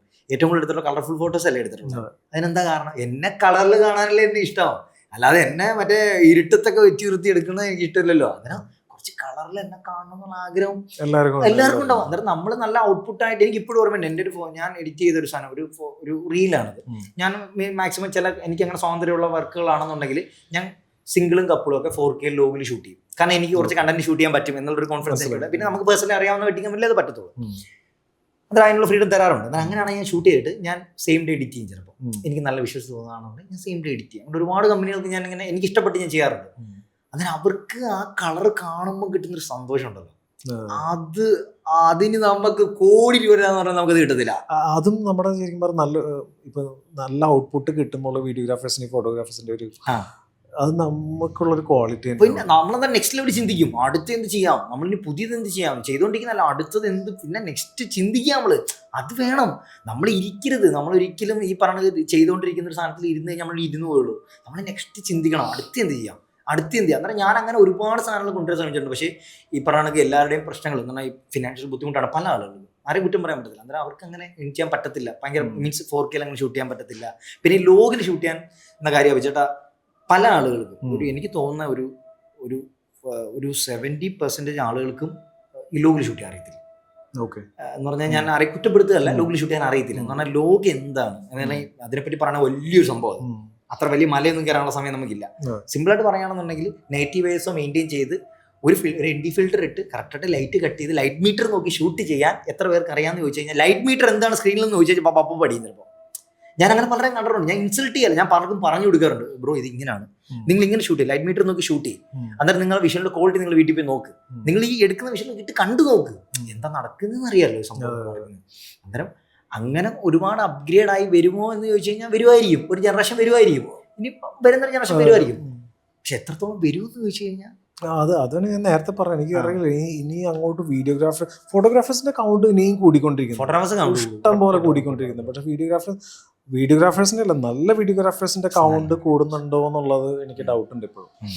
അതിനി പ്രത്യേകിച്ച് സേഫ് എടുക്കുന്ന ആൾക്കാരെ കാര്യം ഞാൻ പറഞ്ഞു. അത് ഈ കുറേ നമ്മുടെ പഴയ ആശാന്മാരും അങ്ങനെ പഴയ ആൾക്കാരൊക്കെ ഒരുപാട് പയ്യെ നിന്ന് പോയി, കുറേ പേര് പുറത്തേക്ക് പോയി. ഇനി സേഫ് കാൻഡിഡേറ്റ് എടുക്കാൻ മാത്രം ആളായി പോകുന്ന സംശയമാണ്. അങ്ങനെ പ്രശ്നമുണ്ടല്ലോ. എനിക്ക് തോന്നുന്നു എനിക്ക് തോന്നുന്നു നല്ല കാരണം സേഫ് എടുക്കാൻ വേണ്ടി ഒരാളെ വിളിക്കുമ്പോൾ സേഫ് എടുക്കാൻ ആൾക്കാർ കുറവായി തുടങ്ങി. കാരണം ഇത് എന്താണ് ഞാൻ മിക്കപ്പോഴും ഫേസ് ചെയ്തിട്ടുള്ള ഒരു കാര്യം, ലിസ്റ്റിൽ പറഞ്ഞേക്കുന്ന എല്ലാം കാൻഡിഡേറ്റ് സിനിമാറ്റോഗ്രാഫേഴ്സ് ആണ്, അല്ലെങ്കിൽ കാൻഡിഡേറ്റ് വീഡിയോഗ്രാഫേഴ്സ് ആണ്. എല്ലാവരും കാൻഡിഡേറ്റ് വീഡിയോഗ്രാഫേഴ്സ് ആണ്. നല്ല സേഫ് അപ്പോൾ ഈ കാൻഡിഡേറ്റ് എടുക്കുന്ന ഒരാളുടെ അടുത്ത് ഒരു വർക്കിന് എടാ ഇങ്ങനെ അതിന് സേഫ് എടുക്കുമോ എന്ന് ചോദിക്കുമ്പോൾ ചേട്ടാ സേഫ് അപ്പോൾ ഇതാരെ നമ്മൾ ലിസ്റ്റിൽ ഇടും എന്നുള്ളൊരു കൺഫ്യൂഷൻ. കാരണം നല്ല സേഫ് എടുക്കുന്നവരില്ല, സേഫ് എടുക്കാൻ സേഫ് ഭയങ്കര ഇമ്പോർട്ടൻ്റ് ആണ് വെഡിങ്ങിനെ സംബന്ധിച്ചിടത്തോളം. എന്നാൽ കാൻഡിഡേറ്റ് വേണം താൻ. അന്നൊരു 3 വീഡിയോഗ്രാഫേഴ്സ് ഒക്കെ ഇടുകയാണെന്നുണ്ടെങ്കിലും അത് എനിക്ക് 3 തോന്നില്ല. വീഡിയോഗ്രാഫേഴ്സിന് കേരള വെഡിങ്ങിൽ ഇപ്പം കേരള വെഡിങ്ങിൽ എനിക്ക് തോന്നുന്നു അതിന്റെ ആവശ്യം എനിക്ക് തോന്നുന്നില്ല. ഒന്നാമത്തെ കാര്യം ആവശ്യമില്ല. രണ്ടാമത്തെ കാര്യം അതിന് തക്ക ബഡ്ജറ്റ് ക്ലയന്റിന് മുടക്കാൻ പല ഉണ്ടാവില്ല. ക്ലയൻസുകളും റെഡിയാണോ അതിന്? ഇല്ല വളരെ എനിക്കില്ല, എനിക്ക് തോന്നുന്നല്ലോ അത്ര. അല്ല, അഭിചേട്ടൻ അതിന് ആവശ്യമുണ്ടെന്ന് അഭിചേട്ടനോ? ഇത്ര വർഷമായിട്ട് അഭിചേട്ടൻ വെഡിങ് കമ്പനി നടത്തല്ലേ? ഇവിടെ കേരളത്തിൽ എനിക്ക് തോന്നുന്നില്ല. പുറത്തൊക്കെ ആണെങ്കിൽ 3 വീഡിയോഗ്രാഫേഴ്സ് നിൽക്കുകയാണെങ്കിൽ ഒരാൾക്ക് നൈസായിട്ട് പോയി ഫുഡൊക്കെ കഴിച്ച് വെള്ളമൊക്കെ കുടിച്ച് കറങ്ങി നിൽക്കാൻ പറ്റുമായിരിക്കും. വെറുതെ പൈസ അപ്പോൾ അങ്ങനെ ഒരു കാര്യം എനിക്ക് തോന്നി തുടങ്ങിയിട്ടുണ്ട്. വീഡിയോഗ്രാഫേഴ്സിന്റെ ഒരു കൗണ്ട് കുറഞ്ഞു തുടങ്ങിയോ എന്ന് എനിക്കൊരു സംശയമുണ്ട്. നല്ല വീഡിയോഗ്രാഫേഴ്സിന്റെ കൗണ്ട് കുറഞ്ഞു തുടങ്ങിയോ. ഇനി അങ്ങോട്ട് ഫ്യൂച്ചറാണ് പറഞ്ഞത്. നിലവിൽ എക്സിസ്റ്റിംഗ് ആയിട്ടുള്ളവർ ഉണ്ട്. ഇനി അങ്ങോട്ട് ഫോട്ടോഗ്രാഫേഴ്സിന്റെ കൗണ്ട് കൂടി തുടങ്ങിയിട്ടുണ്ട്. വീഡിയോഗ്രാഫേഴ്സിന്റെ കൗണ്ട് കുറഞ്ഞു തുടങ്ങിയിട്ടുണ്ടെന്നാണ് എൻ്റെ ഒരു. അല്ല, അത് കറക്റ്റ് ആണ്. കാരണം പ്രത്യേകിച്ച് ഞാൻ പറഞ്ഞ വെഡിങ് വീഡിയോഗ്രാഫേഴ്സിന്റെ ഇത് കുറഞ്ഞു തുടങ്ങിയിട്ടുണ്ട്. അല്ല, അഭിചേട്ടൻ മനസ്സിലാവും. കാരണം വെച്ചാൽ ഇപ്പം ഇത്രയും വെഡിങ് വർക്കുകൾ ചെയ്യുന്നില്ല. അന്നേരം ഓരോരുത്തർ ഒരു പ്രോജക്റ്റിന് അസൈൻ ചെയ്യുന്നതാണ്. അന്നേരം ഭയങ്കര ടെൻഷനല്ലേ ചില സമയത്ത്. സേഫ് എടുക്കുമോന്ന് ചോദിക്കുമ്പോൾ ഒരു ടെൻഷൻ. സേഫ് എടാ ആ വർക്കിന് ഒന്ന് സേഫ് നിക്കണേ, കാരണം വേറെ നിവൃത്തിയിൽ ആളുണ്ടായില്ല എന്ന് പറയുമ്പോ സീനാണ്, പ്രശ്നമാണ് അത്. അപ്പൊ അത് വരുന്നുണ്ട്. നമ്മള് രണ്ടുപേരും അതിപ്പോ നമ്മള് ഇതിനെ പറ്റി സംസാരിച്ച് ഞാൻ പറയുന്നുണ്ട്. ഏസി റൂമിനകത്ത് സോഫയ്ക്കകത്ത് ഇരുന്നിട്ട് ഡയലോഗ് അടിക്കാന്ന് പറയാൻ ചില ആള്. സത്യമല്ലേ? അല്ല, റിയാലിറ്റിയിൽ ഇല്ല, അത് സത്യമാണല്ലേ? നല്ല സേഫ് എടുക്കുന്ന ആളുകൾ, നല്ല സേഫ് എടുക്കുന്ന ആൾക്കാർ കുറഞ്ഞു. അല്ല, എനിക്ക് അങ്ങനെയാണെന്നുണ്ടെങ്കിൽ ഇനി അടുത്തൊരു ജനറേഷൻ ഡിമാൻഡ് വരാൻ നല്ല സേഫ് എടുക്കുന്ന വീഡിയോഗ്രാഫേഴ്സിനായിരിക്കും. വെഡിങ് ശരിക്കും പറഞ്ഞാൽ വെഡിങ് പഠിക്കേണ്ട ഒരു വിഷയം തന്നെയാണ്. വെഡിങ് വീഡിയോഗ്രാഫി ഫോട്ടോഗ്രാഫി പഠിക്കേണ്ട ഒരു വിഷയം തന്നെയാണെന്നാണ് എൻ്റെ ഒരു കാഴ്ചപ്പാട്. ഉറപ്പായിട്ടും അതിനകത്ത് ഏറ്റവും കൂടുതൽ ഉൾപ്പെടുത്തേണ്ട ഒരു കാര്യം ഞാൻ എന്താ പറയട്ടെ, ഉൾപ്പെടുത്തേണ്ട കാണണ്ടേ, വെഡിങ് ഫോട്ടോഗ്രാഫറും വീഡിയോഗ്രാഫറും എങ്ങനെ ബിഹേവ് ചെയ്യണം നന്നായിട്ട്, വളരെ ഇമ്പോർട്ടൻറ്റ്. എങ്ങനെ നന്നായിട്ട് ഡ്രസ് ചെയ്തൊരു സ്ഥലത്ത് പോകണം, എങ്ങനെ അറ്റൻഷൻ ആയിട്ട് നിന്ന് ഒരു കാര്യം ഷൂട്ട് ചെയ്യണം, ബാക്കിയൊരു ബുദ്ധിമുട്ടില്ല. അത് ഞാൻ ഇപ്പൊ കുറെ നമ്മുടെ ഒരു ജനറേഷനിലുള്ളവർ മാറി തുടങ്ങിയല്ലോ. നല്ല അവരൊരു ഡ്രസ്സിങ് ക്വാളിറ്റി മാറി തുടങ്ങി. വരുന്ന വണ്ടികൾ അടക്കം തന്നെ മാറി തുടങ്ങി. പക്ഷെ അതിനകത്ത് വളരെ ഇമ്പോർട്ടൻ്റ് ആയിട്ടുള്ള അത് ഞാൻ ഇതിൽ നിന്ന് പഠിച്ചല്ല. ഞാൻ എൻ്റെ ഒരു സുഹൃത്തുണ്ട്, പുള്ളിയുടെ ഒരു കാഴ്ചപ്പാട് എൻ്റെ അടുത്ത് പറഞ്ഞു. പുള്ളി ശരിക്കും പറഞ്ഞാൽ വളരെ വളരെ വളരെ മിഡിൽ ക്ലാസ് ഫാമിലിയിലുള്ളൊരു ഇതാണ്, ബിസിനസ്സുകാരനാണ്. പക്ഷെ പുള്ളി ബിസിനസ് ഡീലിന് പോകുമ്പോൾ പുള്ളി മൗണ്ട് ബ്ലാങ്കിന്റെ ഒരു പേന, ഒരു കതറിന്റെ ഷർട്ടും കൊണ്ടും പുള്ളി ആ വലിയ ഡീലിന് പോകുമ്പോൾ പുള്ളി ഒരു BMW അല്ലെങ്കിൽ ബെൻസ് റെന്റ് ചെയ്തിട്ട് പോണം. പുള്ളി റെന്റ് ചെയ്തിട്ട് പോകുന്നുണ്ട്. അപ്പൊ ഞാൻ അവൻ്റെ അടുത്ത് ഇത് എന്താ ഇതിന്റെ ആവശ്യമുണ്ട്?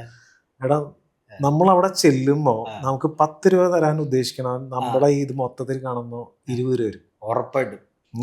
അല്ലെങ്കിൽ അവന് ഓൾറെഡി ഒരു പെർസ്പെക്റ്റീവ് ഉണ്ടാവും. ഓക്കെ, നമുക്ക് അവന് 10 രൂപ കൊടുക്കാം എന്നൊരു പെർസ്പെക്റ്റീവ് ഉണ്ടാവും.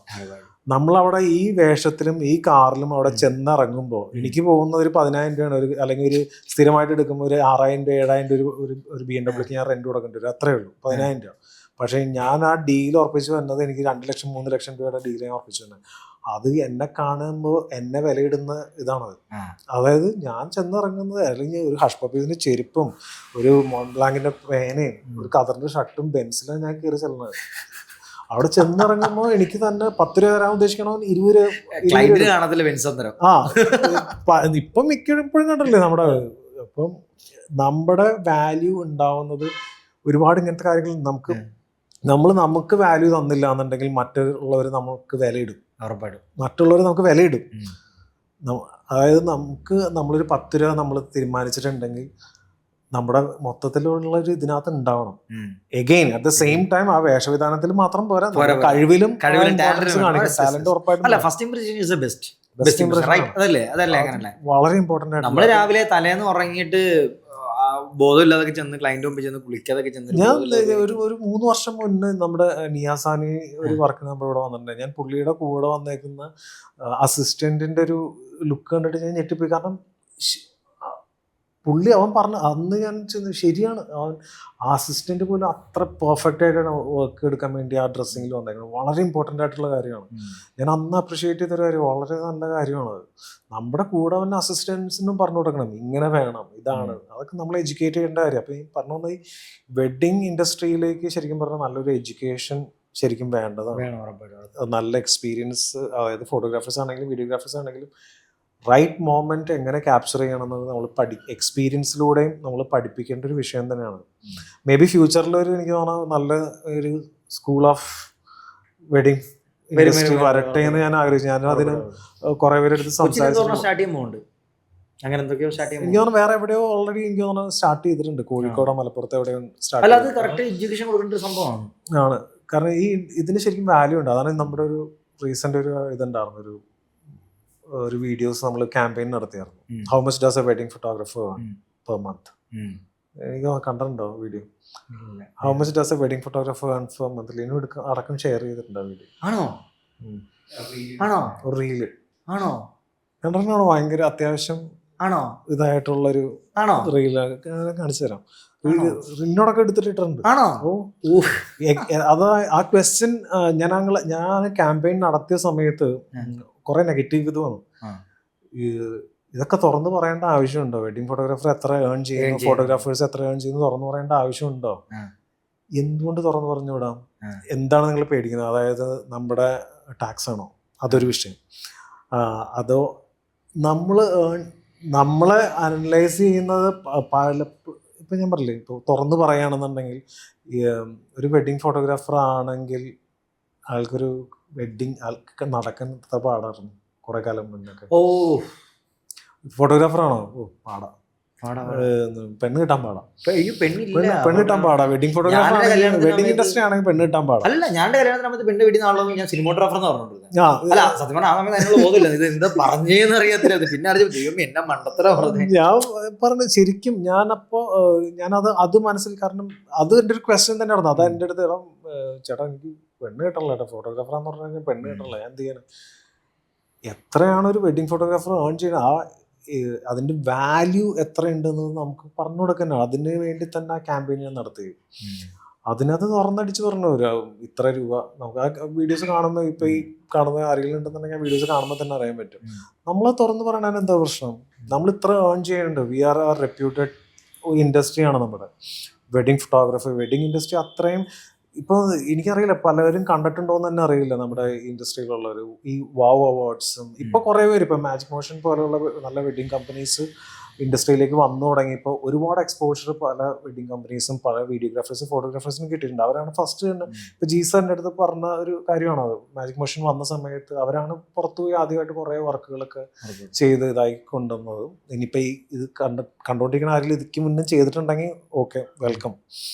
പക്ഷെ എന്നെ സംബന്ധിച്ചിടത്തോളം അവരൊരു ബെഞ്ച് മാർക്ക് തന്നെയാണ് ഈ ഇൻഡസ്ട്രിയിൽ.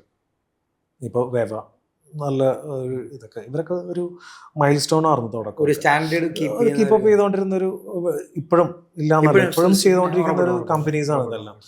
അപ്പോൾ ഈ ഞാൻ പറഞ്ഞതെന്ന് വെച്ചാൽ, ഇപ്പോൾ ഈ നമ്മുടെ ഇൻഡസ്ട്രിക്ക് ഒരു വാല്യൂ വരണമെന്നുണ്ടെങ്കിൽ നമ്മൾ ഏൺ ചെയ്യുന്നത് ഇത്രയൊക്കെ ആണെന്ന് അറിയണോണ്ട് യാതൊരു പ്രശ്നമൊന്നുമില്ല. ആരെയാണ് നമ്മൾ വായിക്കേണ്ടത്? എനിക്കത് തോന്നല കേട്ടോ. കാരണം നമ്മൾ ഏൺ ചെയ്യണത് ഇത്രയും, വേറെ ഏതിനകത്ത് ഇത്രയും ഒരു എമൗണ്ട് ഒരു പെർ ഡേ കിട്ടണേ? എനിക്ക് തോന്നല്ല അത്രയും ഇതായിട്ടുള്ളൊരു. അപ്പൊ നമ്മൾ പക്ഷെ വേറെ ഇപ്പൊ ഈ പെർ ഡേ ചേട്ടൻ ഇപ്പം ഒരു മിനിമം കാൽക്കുലേറ്റ് ചെയ്ത് പിന്നെ ഞാൻ വേറെ ചെറിയ എൻ്റെ അടുത്ത് ഞാൻ ഇതിനകത്ത് വീഡിയോയില് ക്യാമ്പയിനിൽ അതൊരു ഹോബി ആയിട്ടല്ലേ കൂട്ടാൻ പറ്റുള്ളൂ എന്ന് പറഞ്ഞൊരു ഒരു ആൾക്കാരുണ്ട്. അതിനകത്ത് വന്നിരിക്കുന്ന സ്ട്രേഞ്ചേഴ്സിനോട് ചോദിച്ച ചോദ്യങ്ങളാണ്. വെഡിങ് ഫോട്ടോഗ്രാഫർ 5,000 5,000 പെർ മന്ത് ആണ് പറയുന്നത്. 10,000 പെർ മന്ത്, 5,000 പെർ മന്ത്. പക്ഷെ ഇതെല്ലാം പറഞ്ഞിരിക്കുന്നതെല്ലാം യങ്സ്റ്റേഴ്സ് ആണെന്നുള്ളതാണ് ഏറ്റവും വലിയ ക്വസ്റ്റ്യൻ. അത് ശരിക്കും പറഞ്ഞാൽ ഞാൻ എന്നെ കുറച്ചുകൂടി ഡ്രൈവ് ചെയ്തു. അത് ഞാൻ പിറ്റേ ദിവസവും ഞാൻ ആ ക്യാമ്പയിൻ നടത്തി. 2 ദിവസമായിട്ട് ക്യാമ്പയിൻ നടത്തി. ആ സെയിം ക്വസ്റ്റ്യൻസ് വെച്ച് 2 ദിവസം ഞാൻ രണ്ട് ലൊക്കേഷനിൽ നടത്തി. അല്ലേ, 2 ലൊക്കേഷനിൽ ഞാൻ നടത്തി. കാരണം അത് എന്നെ ട്രിഗർ ചെയ്തൊരു സാധനമാണ്. അത് നമ്മൾ എത്ര ഏൺ ചെയ്യുന്നതെന്ന് അറിയണത്, അത് നമുക്ക് എത്ര വാല്യൂ ഉണ്ടെന്ന് അറിയണം. അതുകൊണ്ടാണ് നമ്മൾ ഇത്രയും ചാർജ് ചെയ്യണത്. നമ്മുടെ ഈ എക്സ്പീരിയൻസും നമ്മുടെ കറക്റ്റ് എമൗണ്ടും പറഞ്ഞിട്ടുണ്ടെന്ന് തോന്നുന്നു. കറക്റ്റ് എമൗണ്ടും പറഞ്ഞിട്ടുണ്ട്. ഇപ്പൊ മന്ത് ഇത്രയൊക്കെ കിട്ടുന്നുണ്ടെന്ന് അതൊക്കെ കണ്ടപ്പോഴാണ് ചിലവര് ഷോക്കായി പോയി. സോ അതിനകത്തൊരു പെൺകുട്ടി പറഞ്ഞു, okay let me think about it. I can definitely think about it. കാരണം ഞാനും ഓക്കെ ഫോട്ടോഗ്രാഫർ അത്രയും ചെയ്യണ്ട, okay let me think about it എന്ന് പറയാൻ കാരണം അത് ആ ഇമ്പാക്ട് ഉണ്ടാക്കിയോണ്ടാണ്. അപ്പൊ അല്ലാതെ പലർക്കും അറിയത്തില്ല സംഭവം. വെഡിങ് ഫോട്ടോഗ്രാഫി ഇത്ര ഏൺ ചെയ്യേണ്ടുന്ന പണ്ടത്തെ പോലെയല്ല. ഇന്ന് അവർ ഈ ഇൻഡസ്ട്രിയിൽ വർക്ക് ചെയ്യുന്ന, ഇപ്പം ഞാനിവിടെ ഇപ്പോൾ നമ്മുടെ ID കാർഡ്സിൽ വരെ ഞാൻ ഒരു ആൽബം ഡിസൈനറിൻ്റെ ഒരു ID കാർഡിൽ വരെ ഗ്രാഫിക് ഡിസൈനർ എന്നാണ് കൊടുത്തേക്കണത്. അതിൻ്റെ കാരണം എന്താണെന്ന് വെച്ച് കഴിഞ്ഞാൽ അതാണ് അവരുടെ അവരെ ശരിക്കും ആ ഒരു ജോബ് ടൈറ്റിൽ അതാണ്. അല്ലാതെ അവരൊരു ആൽബം, ഞാൻ ഇന്ന കമ്പനിയിൽ ഒരു ആൽബം ഡിസൈനറാന്ന് പറഞ്ഞാൽ ചിലപ്പോൾ പെണ്ണുവരില്ല. പക്ഷേ ഞാൻ ആ ഇന്ന കമ്പനിയിലെ ഒരു ഗ്രാഫിക് ഡിസൈനറാന്ന് പറഞ്ഞാൽ ചിലപ്പോൾ പെണ്ണ് വരും. ഉറപ്പായിട്ടും. അല്ല, വേറെ കാര്യം ഞാൻ പറയട്ടെ, ടെക്നോ പാർക്കിൽ വെഡിങ് കമ്പനി നടത്തുന്ന ഒരു കൂട്ടുകാരൻ എനിക്കുണ്ട്. വെഡിങ് കമ്പനി പേരൊന്നും ഞാൻ പറയുന്നില്ല. ടെക്നോ പാർക്കിൽ അടിപൊളിയായിട്ട് അടിപൊളിയായിട്ട് പോകുന്നൊരു വെഡിങ് കമ്പനിയാണ്. നല്ല അടിപൊളിയായിട്ട് പോകുന്ന വെഡിങ് കമ്പനിയാണ്. അന്നേരം പുള്ളി വെച്ചാൽ അവിടുത്തെ എല്ലാ സ്റ്റാഫുകൾക്കും ടെക്നോ പാർക്കിൽ ID കാർഡാണ് കൊടുത്തേക്കുന്നത്. ടെക്നോ പാർക്കിന്റെ ലെവലിലുള്ള ID കാർഡ്. അന്നേരം പിള്ളേർക്ക് എന്താ പരിപാടി, പുള്ളി ഇവിടുത്തെ ആൽബം ഡിസൈനറാണ്, ഞാൻ ടെക്നോ പാർക്കിൽ വർക്ക് ചെയ്യുന്നത്.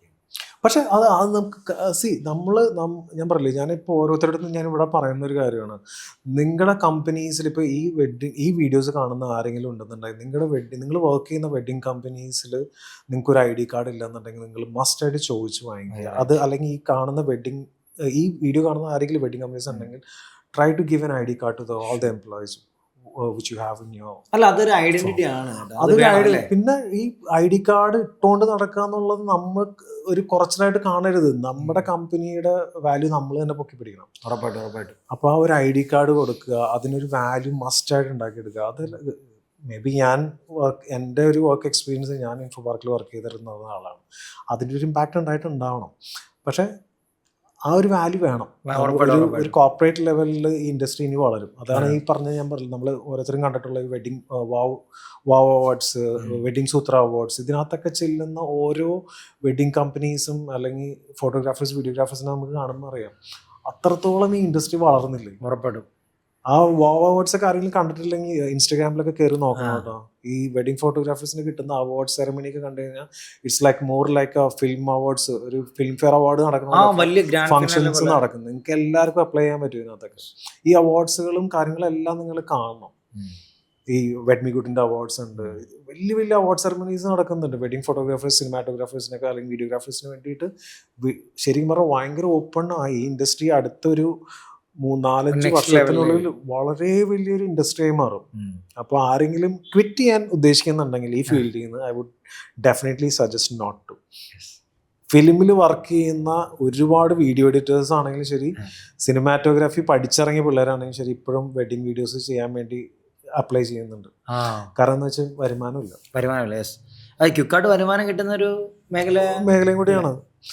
അപ്പോൾ ഇത് ഭയങ്കര വലിയ, കാരണം അത് ഞാൻ പറഞ്ഞ ലിനുടെയൊക്കെ ഒരു അല്ലെങ്കിൽ നമ്മുടെയൊക്കെ ഒരു ജനറേഷൻ കഴിഞ്ഞാൽ നല്ല വീഡിയോഗ്രാഫേഴ്സും ഫോട്ടോഗ്രാഫേഴ്സും ഇൻഡസ്ട്രിയിലേക്ക് വരണം ഇനി. കാരണം നല്ല എഡ്യൂക്കേഷൻ, ഈ ചേട്ടൻ പറഞ്ഞ നല്ല എഡ്യൂക്കേഷൻ കിട്ടണമായിരിക്കണം. ഞാൻ പറഞ്ഞില്ലേ, നല്ലൊരു എഡ്യൂക്കേഷൻ ഈ വെഡിങ് ഇൻഡസ്ട്രിയിൽ നല്ലൊരു എഡ്യൂക്കേഷൻ ഉണ്ടാവണം. അതേപോലെ തന്നെ ഇൻഡസ്ട്രിയിലേക്ക് കൂടുതലും പേര് കടന്നു വന്നെന്നുണ്ടെങ്കിൽ ഇത്രയും വാല്യൂ, ഇത്രയും എമൗണ്ട് ഓഫ് മണി ഇതിനകത്ത് വരുന്നുണ്ടെന്ന് കാണണം. ഇതിനകത്ത് നടന്നിട്ട് ക്യാമറ നോക്കി നടന്നിട്ട് കാര്യമില്ല എന്ന് പണ്ട് തൊട്ടേ പറഞ്ഞ് നടന്നിട്ടുള്ളത് കൊണ്ടാണ് ആരും ഈ ഇൻഡസ്ട്രിയിൽ വരാത്തത്. അതിന് ഇത്ര എമൗണ്ട് കിട്ടും. ഇപ്പൊ കേട്ടില്ലേ, 5000 രൂപ 2000 രൂപയ്ക്കാണ് ഓരോരുത്തർ പറഞ്ഞത്. ആൾക്കാർക്ക് അറിയില്ല ഇതിനകത്ത് ഇത്രയും എമൗണ്ട് കിട്ടും. നല്ലൊരു എമൗണ്ട് കിട്ടുന്ന ഒരു ജോലിയാണെന്ന് കണ്ടു കഴിഞ്ഞാൽ വരില്ലേ, ഈ ഇൻഡസ്ട്രിയിലേക്ക് വരില്ലേ. പക്ഷേ അതിന് വേറൊരു കാര്യം ചേട്ടാ, ജോലിയായിട്ട് മാത്രം ഇതിനെ കണ്ടു കഴിഞ്ഞാൽ ഇല്ല. ഞാൻ പറഞ്ഞ പാഷൻ വേണം. അത് എല്ലാ ഇതിനകത്താണെങ്കിലും ഞാൻ ഇൻഫോ പാർക്ക് ചെയ്യുന്ന ആ ജോലി വിട്ടത് ശരിക്കും പറഞ്ഞാൽ എനിക്ക് അവിടെ ഇരിക്കാൻ പറ്റണില്ല. കാരണം എൻ്റെ തലയ്ക്കകത്ത് ഫുൾ ഫോട്ടോഗ്രാഫിയാണ്. എനിക്ക് അവിടെ ഇരിക്കാൻ പറ്റില്ല. എനിക്ക് ഒരു 9 to 6 ജോബിൽ ഇരിക്കാൻ പറ്റണില്ല. ഞാനൊരു 4-3 മണിക്കൂറും കഴിഞ്ഞ് കഴിയുമ്പോൾ എൻ്റെ കൈ കുറയ്ക്കാൻ തുടങ്ങും, ക്യാമറ കിട്ടിയില്ല എന്നുണ്ടെങ്കിൽ. അപ്പോൾ തന്നെ ചിലപ്പോൾ ഇൻഫോ പാർക്കിൽ എന്തെങ്കിലും ഒരു ഷൂട്ടിൻ്റെ സംഭവം വരുമ്പോൾ എന്നെ അവിടെ നിന്ന് ഓഫീസിൽ വിളിച്ചു, എടാ ഒന്ന് ഷൂട്ട് ചെയ്യാൻ പറ്റും. കാരണം എനിക്ക് ശരിക്കും പറഞ്ഞാൽ ഇൻഫോ പാർക്കിൽ നിന്ന് ഒരു സ്റ്റാർട്ട് കിട്ടിയാണ്. ആ കമ്പനിയുടെ കോർപ്പറേറ്റ് വീഡിയോസും അല്ലെങ്കിൽ അവരുടെ ഇന്റർവ്യൂ വീഡിയോസ് ഒക്കെ ഷൂട്ട് ചെയ്തുകൊണ്ടിരുന്നതാണ്. അത് ഷോർട്ട് ഫിലിംസ് ആണെങ്കിലും സിനിമയാണ് എല്ലാവരും അൾട്ടിമേറ്റ് ഇത്. അല്ല, അതെല്ലാം ഒരു ബാക്കപ്പ് ചെയ്തിട്ടില്ല. അതെല്ലാം ഹെൽപ്ഫുൾ ആയിട്ടുള്ള കാര്യം. അതിനുശേഷമാണ് ഞാൻ പോയി പഠിക്കാൻ, ഫോട്ടോഗ്രാഫി പഠിക്കണം എന്നോർത്ത് പോയി പഠിച്ചത്. അത് JD institute of fashion technology പഠിച്ചിറങ്ങിയത്. അപ്പോൾ ഞാൻ പറഞ്ഞത് ഇത് പഠിക്കണം. ഇതിന് ശരിക്കും പറഞ്ഞ ഒരു ടെക്നിക്കൽ ടെർമിനോളജി ഉണ്ട്, ടെക്നിക്കൽ സൈഡ് ഉണ്ട്, അതിൻ്റെ ഒരു എക്സ്പീരിയൻസ് ഉണ്ട്. ഇത് നല്ല നല്ല വീഡിയോഗ്രാഫേഴ്സും നല്ല നല്ല ഫോട്ടോഗ്രാഫേഴ്സും നിന്ന് പഠിക്കുക തന്നെ വേണം. അതിന് എനിക്ക് തോന്നുന്നത് ഇപ്പോൾ ഇൻസൈറ്റ് പോലത്തുള്ള ക്ലബ്ബുകൾ അല്ലെങ്കിൽ ഒരുപാട് ക്ലബ്ബുകളില്ലേ, ഇതിനൊക്കെ ശരിക്കും പറഞ്ഞാൽ ഇവർക്കൊക്കെ ഹെൽപ്പ് ചെയ്യാൻ പറ്റും. അപ്പം നമ്മളൊരു ഇപ്പോൾ ലിനുവിൻ്റെ കണ്ട ക്ലാസ് പലപ്പോഴും നടന്നിട്ടുണ്ട്, പല ക്ലബ്ബുകളും നടത്തിയിട്ടുള്ളത്. കാരണം ഇത് കൂടുതൽ നടത്തണം, ഈ ഇൻഡസ്ട്രിയിൽ നിന്ന് നല്ല വരുമാനം കിട്ടും ഉറപ്പായിട്ടും. അല്ല വേറെ ഉണ്ട്, ഈ ക്ലാസ്സുകൾ നടത്തുമ്പോൾ നമുക്ക് കിട്ടുന്നൊരു നമുക്ക് ഈ ഇപ്പം ഞാൻ അഭിചേട്ടൻ പറഞ്ഞില്ലേ പല ആൾക്ക് എഡിറ്റിംഗ് അറിയത്തില്ല എന്നൊരു പറഞ്ഞില്ലേ, അത് നമ്മൾ ഈ ക്ലാസ്സിന് പോകുമ്പോൾ നമുക്ക് കിട്ടുന്ന അറിവ് അത് എന്ന് പറഞ്ഞാൽ ഞാൻ പലരോടും സംസാരിക്കുമ്പോൾ അല്ലെങ്കിൽ ഇപ്പോൾ ഒരു 10-100 പേര് അല്ലെങ്കിൽ 60 പേര് 50 പേര് വരുമ്പം വീഡിയോഗ്രാഫേഴ്സ് നമ്മൾ ക്ലാസ്സിന് അറ്റൻഡ് ചെയ്യാൻ വരുമ്പോഴത്തേക്ക് അവരിൽ ഒരു 55 പേർക്ക് ഈ പറയുന്ന കണക്ക് എഡിറ്റിങ്ങിനെ പറ്റിയിട്ടുള്ളൊരു യാതൊരു ഐഡിയ ഇല്ല. അല്ലാന്നുണ്ടെങ്കിൽ എനിക്ക് അങ്ങനെയാണ് ഈ ഒരു അറിവ് കിട്ടി. ഞാൻ ഞെട്ടിപ്പോയി, ദൈവമേ ഇങ്ങനെയാണോ ആളുകൾ, ഇങ്ങനെയാണോ പൊയ്ക്കൊണ്ടിരിക്കുന്നത്, ഇൻഡസ്ട്രി പൊയ്ക്കൊണ്ടിരിക്കുന്നത് ഇങ്ങനെയാണോ? കാരണം നമ്മളിപ്പോൾ ഡെയിലി എക്സ്പോസ് ചെയ്ത് പോകുന്ന ഒരാൾക്ക് ഇതിനെപ്പറ്റി ചിന്തിക്കേണ്ടോ അല്ലെങ്കിൽ അതിനെപ്പറ്റി അറിയേണ്ട സാധ്യതകളൊന്നും കിട്ടുന്നില്ല. ഇപ്പം ഒരു കേരളത്തിൽ ഇപ്പോൾ ഒരു 500 വീഡിയോഗ്രാഫേഴ്സ് ഉണ്ടെങ്കിൽ 500 വീഡിയോഗ്രാഫേഴ്സിനെ പറ്റി യാതൊരു ഐഡിയ നമുക്ക് കിട്ടത്തില്ല. അപ്പോൾ 50 പേരെ പറ്റി ഐഡിയ നമുക്ക് കിട്ടത്തില്ല. പക്ഷേ നമ്മൾ അങ്ങനെ ഒരു കമ്മ്യൂണിറ്റി പോയി ഒരു പരിപാടിയിൽ അറ്റൻഡ് ചെയ്തപ്പം മീൻസ് അങ്ങനെ ഒരു എഡ്യൂക്കേഷൻ ഞാൻ പറയത്തില്ല, കാരണം നമുക്ക് അത്ര വലിയ അറിവൊന്നുമില്ല. നമുക്കറിയാവുന്ന ഒരു കാര്യം നമ്മളൊരു സഭയിൽ പോയി സംസാരിക്കാൻ ചെല്ലുമ്പോഴാണ് അവിടെ ഇരിക്കുന്നവർ എത്രത്തോളം അതിനെപ്പറ്റി അറിവുള്ളവരാണെന്ന് നമുക്ക് മനസ്സിലാവുന്നത്. ഞാൻ പറഞ്ഞ കറക്റ്റ് അല്ലേ? അന്നേരമാണ് നമുക്ക് തോന്നുന്നത്, ദൈവമേ ഇൻഡസ്ട്രി ഇപ്പം ഇങ്ങനെയാണല്ലോ പോയിക്കൊണ്ടിരിക്കുന്നത്. അങ്ങനെ ആളുകൾ കുറച്ച് കാര്യങ്ങൾ പഠിക്കണം. നമ്മളെ പോലെയുള്ള ഇപ്പോൾ ലിനുവും അല്ലെങ്കിൽ നമ്മളെ പോലെയുള്ള യങ്സ്റ്റേഴ്സാണ് ഈ ഇൻഡസ്ട്രീനെ ഡ്രൈവ് ചെയ്ത് കൊണ്ടുപോകണം ഇനി, അല്ലെങ്കിൽ അത് ഇനിയും ബാക്കിലേക്ക് പോകാനുള്ള ഒരു ഇതാ വരുന്നത്. ശരിക്കും പറഞ്ഞാൽ നല്ലോണം നല്ല ഇതേപോലെയുള്ള മിക്ക ക്ലാസ്സുകളും ഇതേപോലെ ഇൻസൈറ്റ് ക്ലബ്ബ് ആണെങ്കിലും ശരി, പല ക്ലബ്ബുകളും നടത്തുകയാണെന്നുണ്ടെങ്കിൽ കണ്ടിന്യൂസ്ലി ആയിട്ട് നടത്തുകയാണെങ്കിൽ എനിക്ക് തോന്നുന്ന, പക്ഷെ ഞാൻ പറഞ്ഞില്ല ഇത് തുറന്ന് പറയാൻ പറ്റണം. ഈ ഇൻഡസ്ട്രിയിൽ നമുക്ക് കിട്ടുന്ന ഒരു എമൗണ്ട് എത്രയാണ്, ഒരു സാലറി അല്ലെങ്കിൽ ഒരു മന്ത്ലി ഇൻകം എത്രയാണ്. പിന്നെ പറഞ്ഞ പോലെ ഇത് സീസണൽ അല്ലേ? നമ്മുടെ വീഡിയോഗ്രാഫേഴ്സ് ഫോട്ടോഗ്രാഫേഴ്സിന് ഇത് സീസണൽ ആണോ? അല്ല, സീസണൽ അല്ല. നമ്മുടെ കേരളത്തിൽ അതും പറഞ്ഞത്, ഇപ്പൊ നമ്മുടെ കേരളത്തിൽ ഒരു ഓഫ് സീസൺ വന്നു കഴിഞ്ഞാൽ തൊട്ടപ്പുറത്തും ബാംഗ്ലൂരും തമിഴ്നാട്ടിലൊക്കെ ഓൺ സീസൺ ആണ്. Get the opportunities from there. നമുക്ക് നല്ല കേപ്പബിൾ ആണെന്നുണ്ടെങ്കിൽ നല്ലൊരു എത്രമാത്രം പുറത്തു പോയി വർക്ക് ചെയ്യുന്ന ആൾക്കാരാണ് ലിനു അല്ലെങ്കിൽ ഇഷ്ടംപോലെ നമ്മുടെ വീഡിയോ ഇവരെല്ലാം പുറത്തു പോയി വർക്ക് ചെയ്യുന്നതിന്റെ കാരണം എന്താണ്? അവരുടെ കഴിവാണ്. ആ കഴിവ് ഉണ്ടെന്നുണ്ടെങ്കിൽ നമുക്ക് ഓൺ സീസണും ഇല്ല, ഓഫ് സീസൺ എന്ന് പറയുന്ന സംഭവം എല്ലാം ഓൺ സീസൺ ആണ്. ഇന്ത്യ മൊത്തം നമുക്ക് ഓൺ സീസൺ. അതിന് വേറൊരു കാര്യം കൂടി പറയാനുള്ള ലാംഗ്വേജ്. എല്ലാവരും നമ്മുടെ ഇൻഡസ്ട്രി ഇനി അങ്ങോട്ടുള്ള ജനറേഷൻ ലാംഗ്വേജ് മസ്റ്റായിട്ട് നമ്മൾ പഠിക്കണം. ലാംഗ്വേജ് നമ്മളെ പുറയിലേക്ക് ട്രിഗർ ചെയ്യുന്ന എന്തെങ്കിലും കാര്യമാണെന്നുണ്ടെങ്കിൽ നമ്മളത് പഠിച്ചെടുത്തേ പറ്റൂ. ഇപ്പൊ ലിനുവിനാണെങ്കിൽ ഇപ്പൊ ഒരുപാട് പുറത്തു പോയപ്പോൾ ഉള്ള ഒരു എക്സ്പീരിയൻസ് കൊണ്ട് ഒരുപാട് ലാംഗ്വേജ്. ഞാൻ ആദ്യം പോയപ്പോൾ എനിക്ക് ലാംഗ്വേജ് ഇല്ല. ഞാൻ സാധാരണ ഒരു ഓട്ടോ ഡ്രൈവർ മോനാണ്. ഞാൻ സാധാരണ ഒരു മിഡിൽ ക്ലാസ്സിന് താഴെ വളർന്നു വന്നൊരു മനുഷ്യൻ. അന്നേരം നമ്മുടെ സ്വന്തം നമ്മുടെ ഫാമിലിയിലും വേറെ അങ്ങനെ ഫോട്ടോഗ്രാഫേഴ്സ് ഒന്നും ഇല്ല. എൻ്റെ ചേട്ടൻ തന്നെയാണ് എൻ്റെ ആശൻ. എൻ്റെ ബേസിക് സ്റ്റാർട്ട് ചെയ്യുന്ന എൻ്റെ ആശൻ സമോദലക്സ് എന്നാണ് പുള്ളിയുടെ പേര്. അദ്ദേഹം തന്നെയാണ് എൻ്റെ ആശൻ. അന്നേരം ഞങ്ങളുടെ ഫാമിലിയിൽ ഒരു ഫോട്ടോഗ്രാഫർ ഇല്ല. ഇപ്പം സമൂഹത്തിൻ്റെ ഫാമിലി അത്യാവശ്യം സ്റ്റേബിളാണ്. എൻ്റെ ഫാമിലി അത്ര വലിയ സ്റ്റേബിൾ ആയിട്ടുള്ളൊരു സാധാരണ ഫാമിലി. പപ്പ ഗൾഫിൽ നിന്നൊക്കെ വന്ന് കുറച്ച് കടവും ബാധ്യതകളായിട്ടൊക്കെ വന്ന് നാട്ടിൽ ഓട്ടോയൊക്കെ ഓടിച്ച് കിടക്കുവാണ്. അങ്ങനെ അവിടെ നിന്ന് വന്നൊരു പയ്യൻ, അതാണ് ഞാൻ. അന്നേരം എന്നെ സംബന്ധിച്ച് ഞാൻ മറ്റേ ഗവൺമെൻറ് സ്കൂളിൽ പഠിച്ച് എത്രത്തോളം ആ സമയത്ത് വിദ്യാഭ്യാസം ഇംഗ്ലീഷിനോട് നീതി പുലർത്തുന്നു ചോദിച്ചു കഴിഞ്ഞാൽ 0 എന്ന് ഞാൻ പറയും. കാരണം പഠിപ്പിക്കുന്ന ടീച്ചേഴ്സിനോട് അങ്ങനെ ഫ്ലുവൻ്റ് ആയിട്ട് ഇംഗ്ലീഷ് സംസാരിക്കാൻ അറിയത്തില്ല. അന്നേരം ആ ഒരു ലെവലിൽ നിന്ന് വന്ന ഒരാളാണ് ഞാൻ. അന്നേരം നമ്മൾ കണ്ടന്റുകൾ ഇട്ട് നാട്ടിലെ വർക്കിൽ നിന്ന് എന്തെങ്കിലുമൊക്കെ എടുക്കാൻ ശ്രമിച്ച് അത് കണ്ടന്റുകളാക്കി കഴിഞ്ഞപ്പോഴത്തേക്ക് പുറത്തുള്ള ആൾ നമ്മൾ ശ്രദ്ധിച്ചു. അങ്ങനെ ആ ഒരു ഇൻഡസ്ട്രിയിലോട്ട് നമ്മൾ എത്തിപ്പെട്ടപ്പോൾ ഞാൻ സ്ട്രഗിൾ ചെയ്ത ഏറ്റവും വലിയൊരു ബുദ്ധിമുട്ട് ഭാഷ.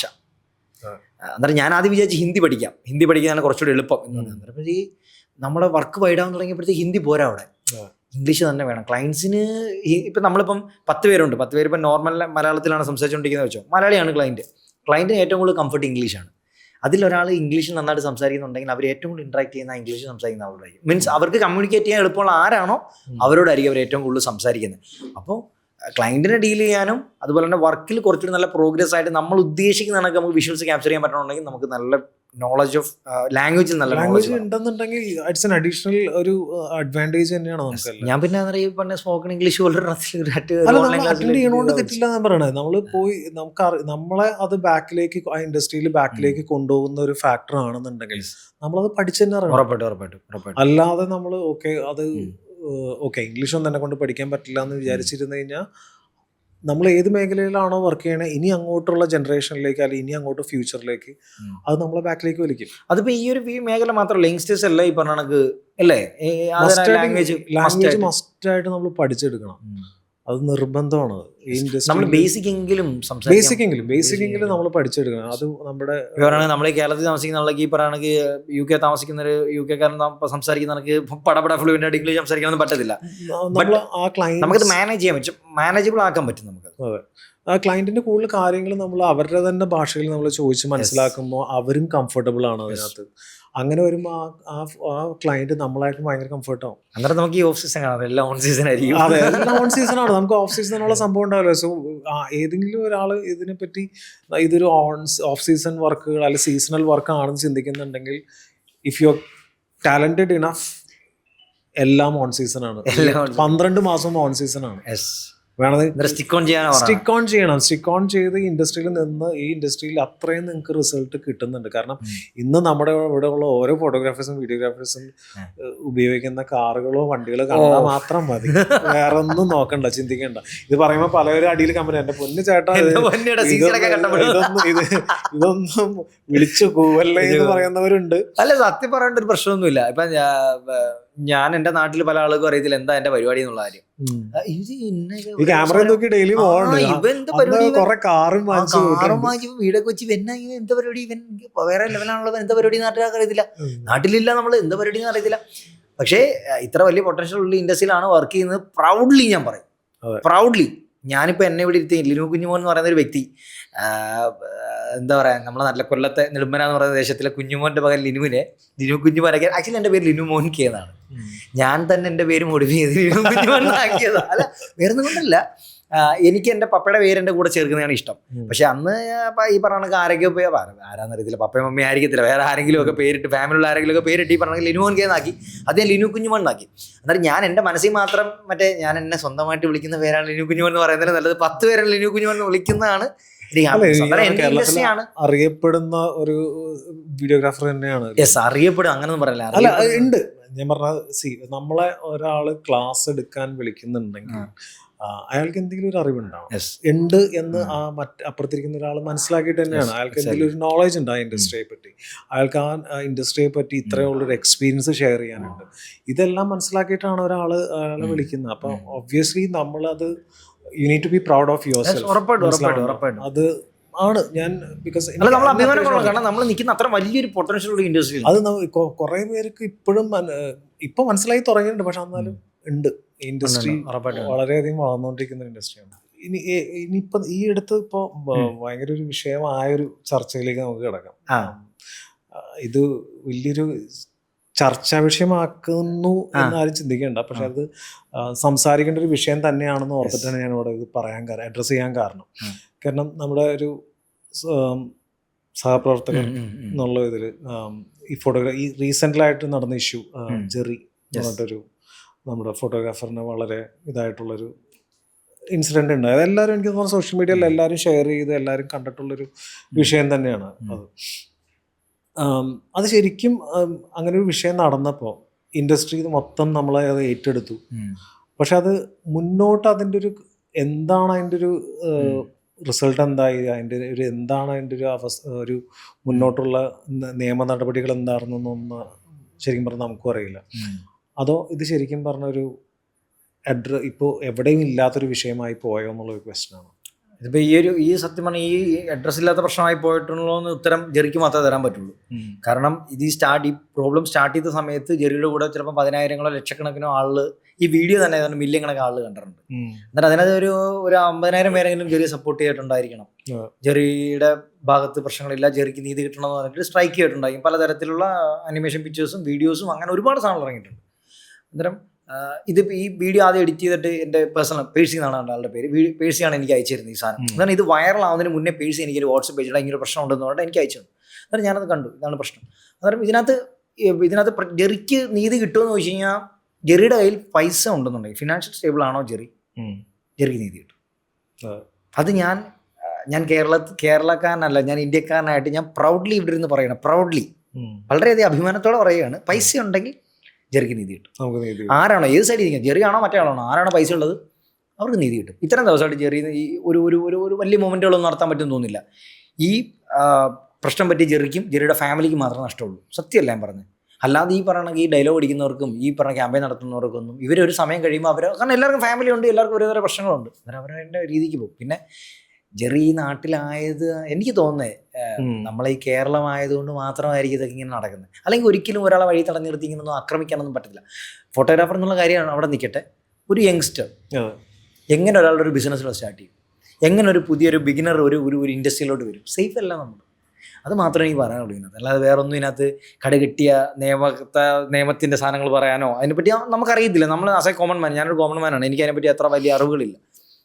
എനിക്കും ജെറിക്ക് നീതി കിട്ടുമെന്ന് വെച്ച് കഴിഞ്ഞാൽ 101% ജെറിക്ക് നീതി കിട്ടാൻ പാടായിരിക്കും. കാരണം ഇത്രയും ദിവസമായിട്ട് ഇതിനൊരു ഒത്തുതീർപ്പ് ഉണ്ടാവുകയോ അല്ലെങ്കിൽ ഒരു പ്രശ്നം അതൊരു പരിഹാരം ഉണ്ടാവുകയോ ചെയ്യാത്ത നിലയ്ക്ക് ഇത് എനിക്ക് തോന്നുന്നു ലീനു. കാരണം ഈ ഇൻഡസ്ട്രിയിൽ നമ്മൾ ഒരു ടേംസ് ആൻഡ് കണ്ടീഷൻസ് നമ്മളൊരു ക്ലയൻറ്റിന് വെക്കുമ്പോൾ ഒരു ലിസ്റ്റ് ഓഫ് കാര്യങ്ങൾ നമ്മൾ കൊടുക്കും. നമ്മൾ ഇത്രയും ഒരു അക്കോമഡേഷൻ, എനിക്ക് തോന്നുന്നു ഈ അക്കോമഡേഷൻ്റെ കേസിലാണ് ഈ ഒരു വിഷയം ഉണ്ടായത്. നമ്മളൊരു ടേംസ് ആൻഡ് കണ്ടീഷൻസ് കൊടുക്കും. അതിനകത്ത് ഞാൻ കൃത്യമായിട്ട് എഴുതിയിട്ടുള്ള കാര്യമാണ്, നമ്മുടെ ഫോട്ടോഗ്രാഫേഴ്സോ വീഡിയോഗ്രാഫേഴ്സിനോടോ വളരെ മോശമായിട്ട് പെരുമാറിയിട്ടുണ്ടെങ്കിൽ, വളരെ മോശമായിട്ട് സംസാരിക്കുന്ന ഒരു അവസ്ഥ ഉണ്ടായിട്ടുണ്ടെങ്കിൽ നമ്മൾ ആ വർക്ക് പിന്നെ കണ്ടിന്യൂ ചെയ്യില്ല എന്ന് നമ്മൾ കൃത്യമായിട്ട് ടേംസ് ആൻഡ് കണ്ടീഷൻസിൽ മെൻഷൻ ചെയ്തിട്ടുണ്ട്.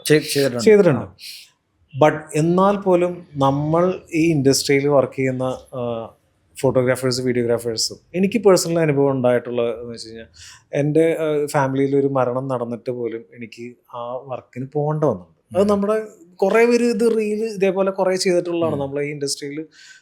കാരണം നമ്മളെ വിശ്വസിച്ച് ഒരു വർക്ക് ഏൽപ്പിക്കുമ്പോൾ ആ ഒരു വെഡിങ് ഇൻഡസ്ട്രി അല്ലെങ്കിൽ ആ വെഡിങ് കമ്പനിക്ക് ഒരു ഇതുണ്ടാവും, ഓക്കെ ഇത്രയും നല്ലൊരു ഔട്ട് കൊടുക്കണം, അതനുസരിച്ചായിരിക്കും ചിലപ്പോൾ നമ്മൾ ബുക്ക് ചെയ്യണം.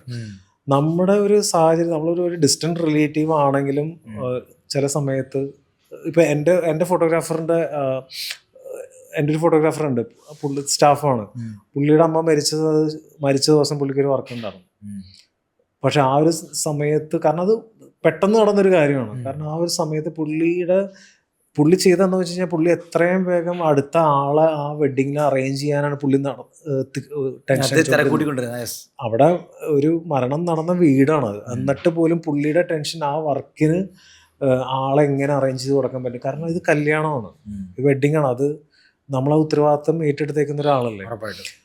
നമ്മൾ അത്രമാത്രം എഫേർട്ട് മെന്റലിയും എല്ലാ കാര്യങ്ങളും നമ്മൾ എടുക്കുന്നുണ്ട്. അപ്പം ഇത് ഈ നമ്മൾ ടേംസ് ആൻഡ് കണ്ടീഷൻസ് ഒരു ക്ലയൻറ്റിന് കൊടുക്കുമ്പോൾ ഞാൻ പറഞ്ഞു വന്നതെന്ന് വെച്ച് കഴിഞ്ഞാൽ, നമ്മൾക്കുണ്ടായ എക്സ്പീരിയൻസുകൾ ഇങ്ങനെ കുറേ എക്സ്പീരിയൻസ് ഉള്ളതുകൊണ്ട് ആ എക്സ്പീരിയൻസിനെ വെച്ചിട്ടാണ് നമ്മൾ ടേംസ് ആൻഡ് കണ്ടീഷൻസ് ഉണ്ടാക്കുന്നത്. ഇങ്ങനെയൊക്കെ കാരണങ്ങളുണ്ട്, ഇന്ന കാരണങ്ങൾ കൊണ്ടാണ് നമ്മൾ ഇന്ന ചെയ്യുന്നത്. ഇത് ചില സമയത്ത് ചില ക്ലയൻറ്റിന് അക്സെപ്റ്റ് ചെയ്യാൻ പറ്റാറില്ല.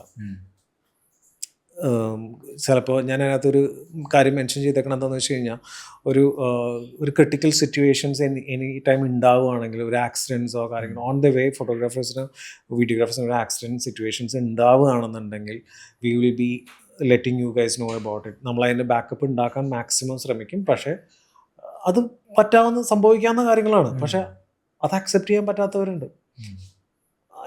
നിങ്ങളുടെ ടേംസ് ആൻഡ് കണ്ടീഷൻസിൽ നിന്ന് അങ്ങനെയുള്ള കാര്യങ്ങൾ മാറ്റുകയാണെന്നുണ്ടെങ്കിൽ ഞാൻ അത് തിരിച്ച് റിവേർട്ട് ചെയ്യാമെന്ന് പറഞ്ഞ ക്ലയൻറ്റുകൾ വരെ ഉണ്ട്. പക്ഷെ അത് ഒരു പരിധിവരെ ഞാൻ പറഞ്ഞതേ, നമ്മളപ്പോഴും ഒരു ബാക്കപ്പ് ഉണ്ടാക്കാൻ ശ്രമിക്കുക. അവിടെ നമ്മൾ അത്രയും എഫേർട്ട് എടുക്കാറുണ്ട്. ഈവൺ അപ്പോൾ ഇങ്ങനെയുള്ള സിറ്റുവേഷനിൽ ഇപ്പോൾ ഈ ജെറിയുടെ കേസിൽ വരുന്ന ഒരു കാര്യം എന്ന് വെച്ച് കഴിഞ്ഞാൽ, അല്ല ജെറിയുടെ കേസല്ല കേട്ടോ, ഇനിയിപ്പോൾ ഉള്ള വെഡിങ് ഇൻഡസ്ട്രിയിലുള്ള എല്ലാവരും ചേട്ടൻ ഈ പറഞ്ഞ കണക്ക് തന്നെ ടേംസ് ആൻഡ് കണ്ടീഷൻസ് മസ്റ്റായിട്ട് നമുക്കൊരു സേഫ്റ്റി ഈ പറയുന്ന കണക്ക് നമ്മുടെ സൈഡിൽ നിന്ന് നമ്മൾ ഉണ്ടാക്കിയെടുക്കുക. അത് നമ്മളെ രക്ഷിക്കാൻ നമ്മൾ മാത്രമേ ഉള്ളൂ എന്ന് അതിൻ്റെ അർത്ഥം അല്ലേ? സത്യമല്ല, നമ്മൾ അറിയാത്തൊരു സ്ഥലത്ത് വഴികൾ പോലും അറിയാത്ത അവിടുത്തെ ജനങ്ങളെ അറിയാത്ത നമ്മളൊരു ഫാമിലിയിലേക്ക് ചെന്ന് കയറുകയാണ്.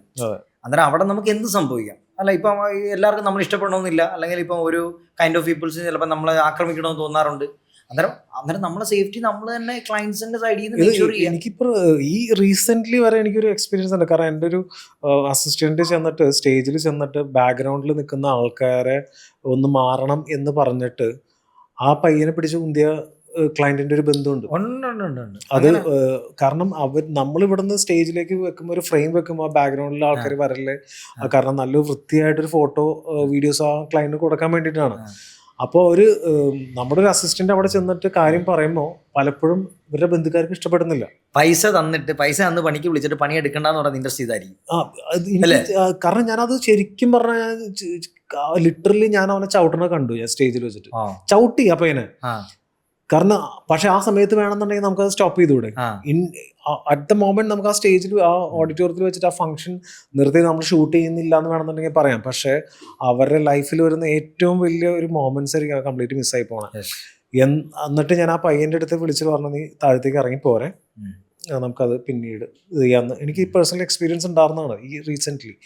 അത് കഴിഞ്ഞിട്ട് ഞാൻ ആ പയ്യനെ തിരിച്ചു കൊണ്ടുവന്ന് എൻ്റെ അടുത്ത് നിർത്തി കഴിഞ്ഞപ്പോൾ ഈ ക്ലയന്റിന്റെ ബന്ധു എന്നെ താഴത്തേക്ക് ഇറങ്ങിപ്പോയ വഴിക്ക് എന്നെയും കൂടി ഒരു ഉന്തു വന്നിട്ട് പോയി. നമ്മള് ഫോട്ടോ എടുത്തോണ്ടിരിക്കുകയാണ്. ശരിക്കും നടന്നൊരു സിറ്റുവേഷൻ ആണത്. ഞാൻ ആ പയ്യന്റെ അടുത്ത് പറഞ്ഞു, നീ ഇവിടെ ഇറങ്ങിപ്പോരെ, നിങ്ങൾ അവിടെ തന്നെ നിന്നോന്ന് ഞാൻ അങ്ങനെ കൈകൊണ്ട് കാണിച്ചു. ഞാൻ പറഞ്ഞു, നിങ്ങൾ മാറണ്ട, ആ ഗ്രൂപ്പിന്റെ പുറകെ തന്നെ നിന്നോ, കാരണം എല്ലാ ഫോട്ടോയിലും നിങ്ങൾ ഉണ്ടാവണം. എന്നാലും എനിക്ക് നാളെ ചൂണ്ടിക്കാണിക്കാൻ പറ്റുള്ളൂ. ഈ പുള്ളി എല്ലാ ഫോട്ടോയിലും, കാരണം ആ പുള്ളി തുടക്കം തൊട്ട് എല്ലാ ഫോട്ടോയിലും ഉണ്ട്. ആ ഏതൊക്കെ ഗ്രൂപ്പ് ഓഫ് സ്റ്റേജിൽ വരുന്നുണ്ടോ അത് ഈ കുടുംബത്തില് പ്രാതിനിധ്യമുള്ള ആളാണ്. വേറെ സംഭവം എന്താന്ന് വെച്ചാൽ ഇത് പ്രായമുള്ള ആളല്ല, അല്ലേ, ചെറുപ്പക്കാരൻ. അത് വളർന്നു വരുന്ന ആളാ, വളർന്നു വരുന്ന അമ്മ. ഇതൊക്കെയാണ് കാരണം നമ്മൾ ഒരു നല്ലൊരു മൊമെന്റ്സ്, നല്ലൊരു മെമ്മറീസ് ഉണ്ടാക്കി കൊടുക്കാൻ നമ്മളൊരു കേരളത്തിൽ നിന്നല്ല, നമ്മുടെ എല്ലാവരുടെ എക്സ്പീരിയൻസ്, കേരളത്തിലുള്ള ഓരോ ഫോട്ടോഗ്രാഫേഴ്സും വീഡിയോഗ്രാഫേഴ്സും നിങ്ങൾക്ക് ഏറ്റവും നല്ല മൊമെന്റ്സ് ഒരു ഫോട്ടോഗ്രാഫറോ വീഡിയോഗ്രാഫറോ മോശം ഫോട്ടോ എടുക്കാൻ ഒരാൾ ശ്രമിക്കാറില്ല. ഉറപ്പായിട്ടും എല്ലാവരും നല്ല മൊമെന്റ്സ് അല്ലെങ്കിൽ നല്ല ഫോട്ടോസ് ബെസ്റ്റ് കൊടുക്കാൻ, ഞാൻ പറഞ്ഞ 100% നമ്മുടെ ഫോട്ടോഗ്രാഫേഴ്സും നല്ല ഫോട്ടോസും വീഡിയോസും കൊടുക്കാൻ ആഗ്രഹിക്കുന്നവർ തന്നെയാണ് കേരളത്തിലുള്ള ഓരോ ഫോട്ടോഗ്രാഫേഴ്സും വീഡിയോഗ്രാഫേഴ്സും. പറഞ്ഞ ജെറിയുടെ പ്രശ്നം നമ്മൾ പറഞ്ഞില്ലേ, അതിനകത്ത് ജെറി ചിലപ്പം ഇത്ര എഫേർട്ട് എടുത്ത് ഒരു വർക്ക് ചെയ്തിട്ട് അവൻ അവിടെ നിന്നൊരു സങ്കടപരമായ പ്രശ്നം ഉണ്ടാകുന്ന സമയത്ത് അവൻ ക്ലയന്റിനോട് സംസാരിച്ചെന്നാണ് പറയണത്. ക്ലയന്റിനോട് അവൻ സംസാരിച്ച് അത് ആ കാര്യം പറഞ്ഞതിൽ എന്തെങ്കിലും തെറ്റുള്ള അടിയിടണോ ഉണ്ടോ? എനിക്കില്ല, 100%. കാരണം അവന് റൈറ്റ്സ് അവിടെ കിട്ടണം. കാരണം എനിക്ക് അവിടെ ഒരു ബുദ്ധിമുട്ടുണ്ടായെന്നുള്ള റൈറ്റ്സ് ആണ് അവന് കിട്ടേണ്ടത്. അതിന് ഈ പറഞ്ഞ ആക്രമണം ഉണ്ടായി. അന്നേരം അവന്റെ ആ ഒരു ജോലിയോട് മീൻസ് അല്ലെങ്കിൽ ആ ഒരു അതിനോടൊരു പാഷനെ അല്ലേ ആള് ചോദ്യം ചെയ്യുന്നത്? ഒരു യുവതലമുറയുടെ പാഷനെ അല്ലേ ചോദ്യം ചെയ്യുന്നത്? കാരണം അവന്റെ ആ ഒരു ഉത്തരവാദിത്വത്തെ ചോദ്യം ചെയ്യുന്ന ഒരു സമൂഹത്തിലല്ലേ ജീവിക്കുന്നത്. അപ്പൊ നമുക്ക് ചെയ്യാന്ന് വെച്ചാൽ മറ്റേ ഭഗത് സിംഗ് ഒക്കെ ചെയ്ത കണക്ക് തന്നെ.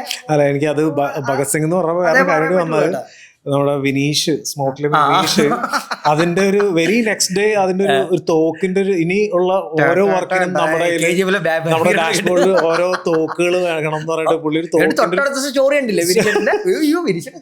തോക്കിന്റെ സ്റ്റോറി.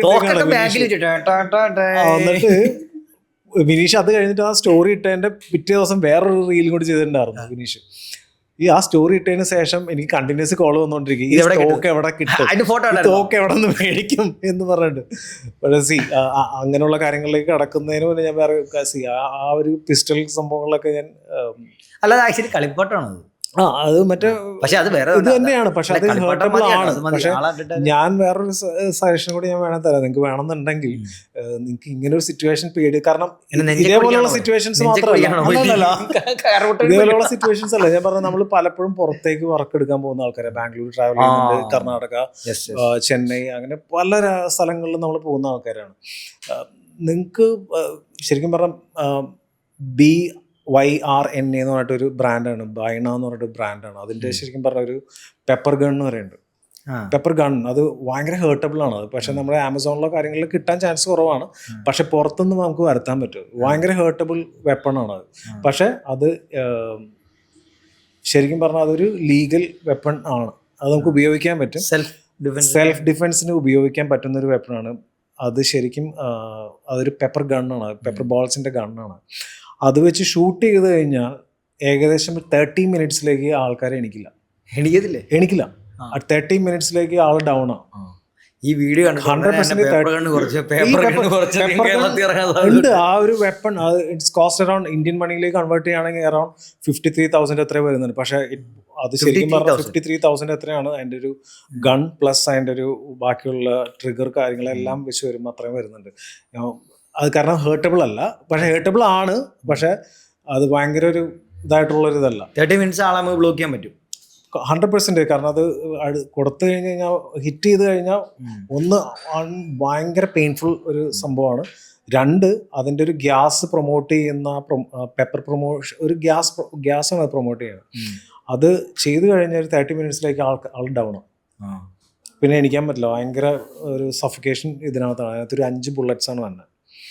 അത് ഒരു ഭയങ്കര ഇതാണ്. വേണമെന്നുണ്ടെങ്കിൽ ആർക്കും സെർച്ച് ചെയ്ത് നോക്കിക്കഴിഞ്ഞാൽ എനിക്ക് കാണാൻ പറ്റും. ബൈണ പെപ്പർ ഗൺസ് എന്ന് പറഞ്ഞാൽ അടിച്ചു കഴിഞ്ഞ് കഴിഞ്ഞാൽ കാണാൻ പറ്റും.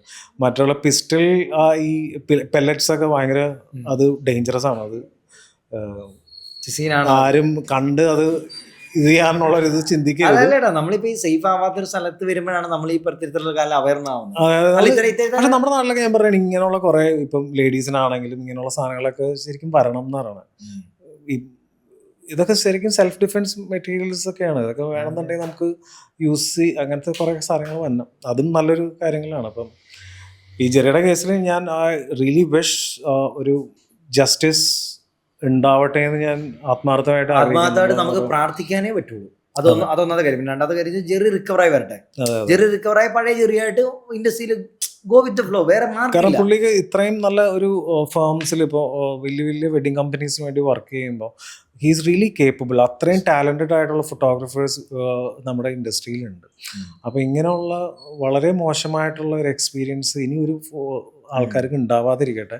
ഇത് ടാലൻറ്റഡ് ആണെങ്കിലും അല്ലെങ്കിലും നമ്മുടെ ഇൻഡസ്ട്രിയിൽ കടന്നു വരുന്ന ഓരോ ഫോട്ടോഗ്രാഫേഴ്സ്, വീഡിയോഗ്രാഫേഴ്സ്, അല്ലെങ്കിൽ ഇൻഡസ്ട്രിയിൽ വരുന്ന ഓരോ എഡിറ്റേഴ്സും ഡിസൈനേഴ്സും എല്ലാവരും ഇൻഡസ്ട്രി ഇനിയും നമുക്ക് ഒരുപാട് നല്ല ഇത് തരും. നല്ല ഫ്യൂച്ചർ ഉണ്ടാക്കാൻ പറ്റിയൊരു ഇൻഡസ്ട്രിയാണ്. So I really wish everything goes positive in the coming years. ലിനുവിനും all the very best in the coming years കേട്ടാ. അടിപൊളി വീഡിയോസ് എല്ലാം ഇനിയും വരട്ടെ. ഫിലിംസും കാര്യങ്ങളൊക്കെ ഇനിയും ഒരുമിച്ച് വർക്ക് ചെയ്യാൻ പറ്റട്ടെ. ഉറപ്പായിട്ടും. എന്നാലും താങ്ക് യു. ഇത്ര നല്ലൊരു ക്രൂവിൽ നിങ്ങളോടൊപ്പം ഒരുപാട് നേരം സംസാരിക്കാൻ പറ്റിയതിലും ഒരുപാട് നല്ല മെമ്മറികൾ ഷെയർ ചെയ്യാൻ പറ്റിയതിലും ഒരുപാട് സന്തോഷം. കാരണം ഇതൊക്കെ തുറന്ന് പറയേണ്ട കുറെ വിഷയങ്ങളാണ്. നമ്മൾ സംസാരിക്കേണ്ട കുറച്ച് കാര്യങ്ങൾ ഇപ്പോൾ ഒരു ഫ്ലോയിൽ ഇങ്ങനെ സംസാരിച്ച് ഇങ്ങനെ പോയ സമയത്ത് ഇപ്പോൾ തന്നെ സമയം ഒത്തിരി ആയിട്ടുണ്ടായിരിക്കണം. മേ ബി ഒരു ഉണ്ടാകുന്നൊരു ഹാപ്പിനെസ് ഉണ്ടല്ലോ, അത് ഭയങ്കര വലുതാണ്. പിന്നെ കാരണം സ്ട്രെസ്സാണ് നമുക്ക് കുറച്ചധികം.